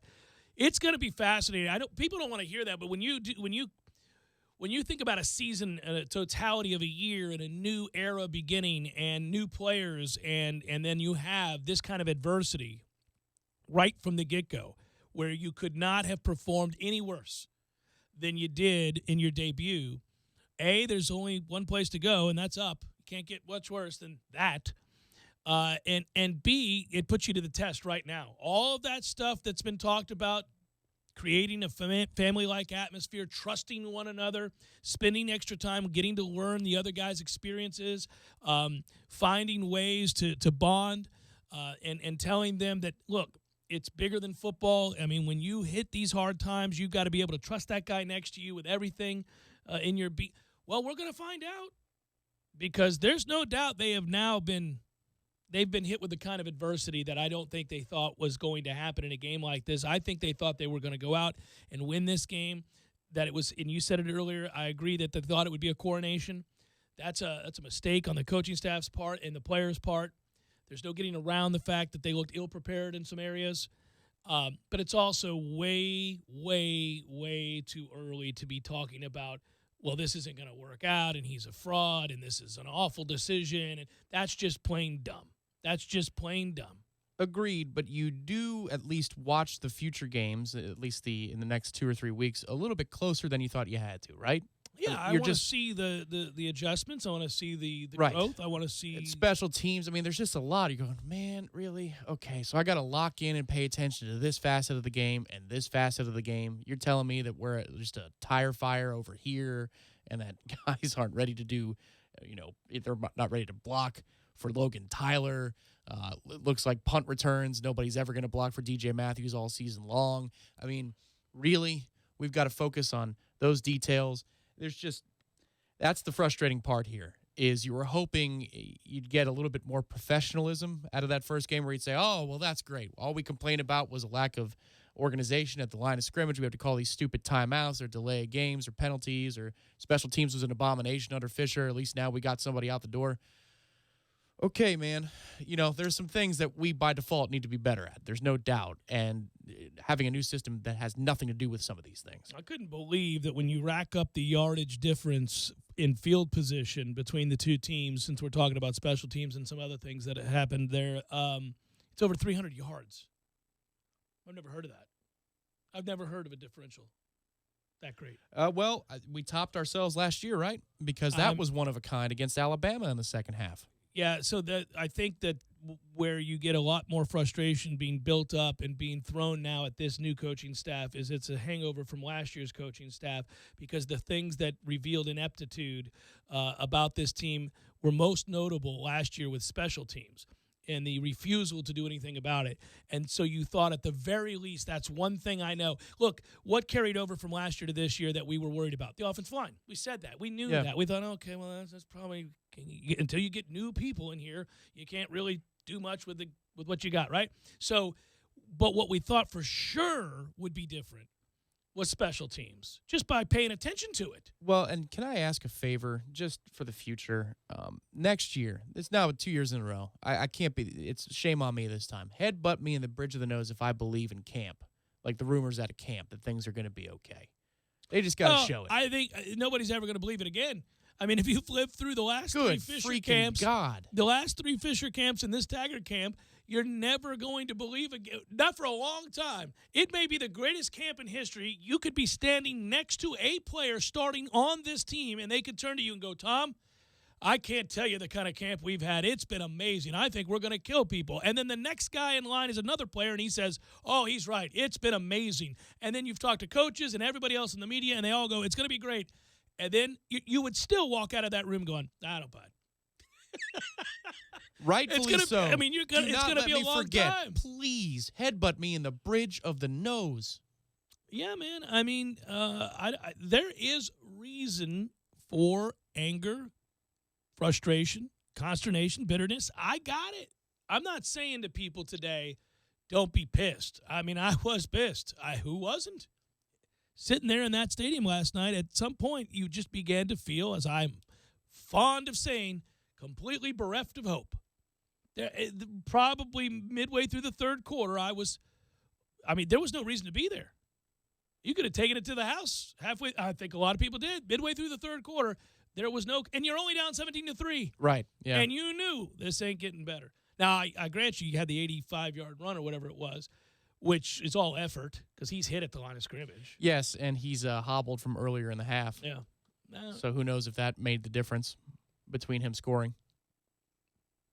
Kalen LeBourne looked good on that one touch. Yeah, would have been nice to get him some more. Seemed confusing. I thought we were changing that too.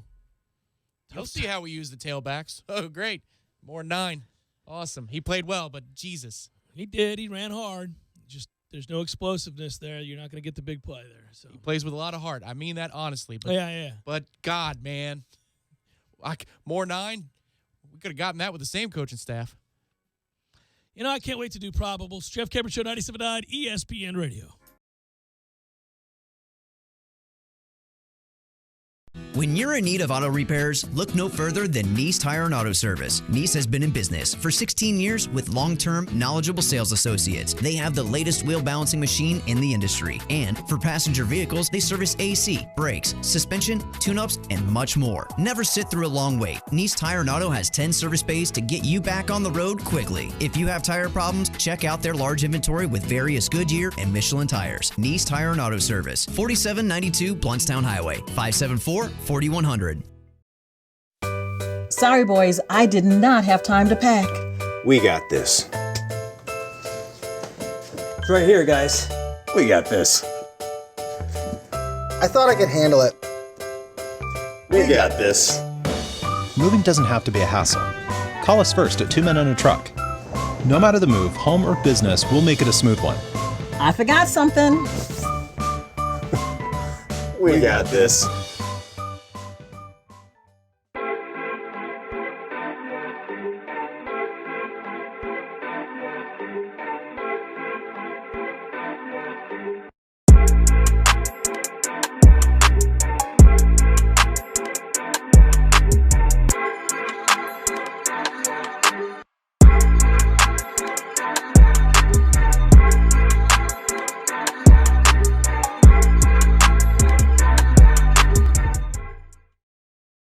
King Cab SR model with automatic transmission. At invoice minus rebates, Tacoma starts at $24,646.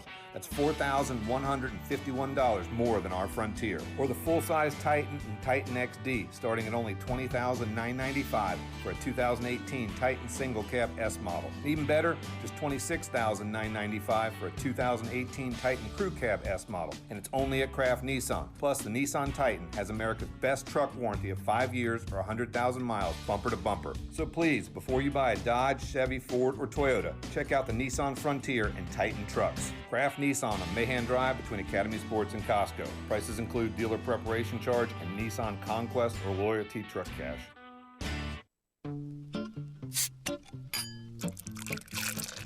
Each fall, people can't wait for us to brew our very first batch of Sam Adams Oktoberfest. Neither can we. Sam Adams Oktoberfest is everything you love about fall in one sip. With its unique blend of caramel roasted malts, it's sweet, smooth, and delicious. Savor this season with the fall favorite, Sam Adams Oktoberfest. Boston Beer Company, Boston, Mass. Savor responsibly. This flu season, one Walgreens flu shot can make a world of difference, so you can protect yourself And also your close-talking coworkers, high-fiving neighbors, 2-month-old niece. That's why Walgreens has specially trained pharmacists that have provided over 60 million flu shots since 2010. Stop by for your flu shot today with a $0 copay with most insurance. Because protecting the world starts with protecting yours. Walgreens. Trusted since 1901. Vaccine subject to availability. State, age, and health-related restrictions may apply.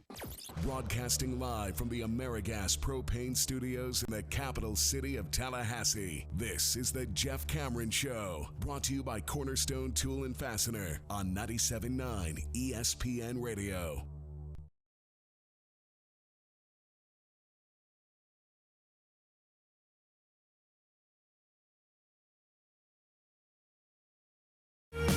Exhale. Exhale. We got through it together, guys. It hurt. We talked it through. Tom Block and Keith Jones will take us the rest of the way to another hour. Fully vetted now. Move on. You don't want any of this, Samford. You want none of this. Out for blood this weekend against Samford. Probables fired up. It's time for, how you say, with the pitching, probables? Indeed, Reds, Pirates, Cody Reed, Joe Musgrove. Come on, Joe! I just like saying that. Cardinals, Nationals, John Gant, who recently shoved against the Pirates. Eric Fede, whatever the hell his name is. How about your boy, Fed? God, insult to injury. Yeah. Salt in the wound. It's like, oh, well, at least I can check in and see how Oh, my God. it's gone, to steal a term. 152nd ranked player in the world. Rays, Blue Jays, Ryan Stanek, Ryan Barucki. Royals, Indians, Danny Duffy, Mike Clevenger. I really need this Ryder Cup, America. I gotta have it. You gotta give me this Ryder Cup. Royals, Indians, Danny Duffy, Mike Clevenger. That's good. Phillies, Marlins, Jake Arrieta, Trevor Richards. We got the Red Sox at the Braves. Rick Porcello, Sean Newcomb. Angels, Rangers, Andrew Haney, Mike Minor. Let's keep it rolling. Cubs, Brewers. Mike Montgomery, Wade Miley. Tigers, White Sox, Liriano, and Chilito. Twin Stros, May, Verlander, Giants, Rockies, Derek Rodriguez. Herman Marquez. Padres, D-backs, Joey Lucchesi, Robbie Ray. Yanks, A's, good game. J.A. Happen, Liam Hendricks. Let's skip it to the Dodgers and the Mets. Jason Vargas, Rich Hill. That is a look at those that shall reside on the bump.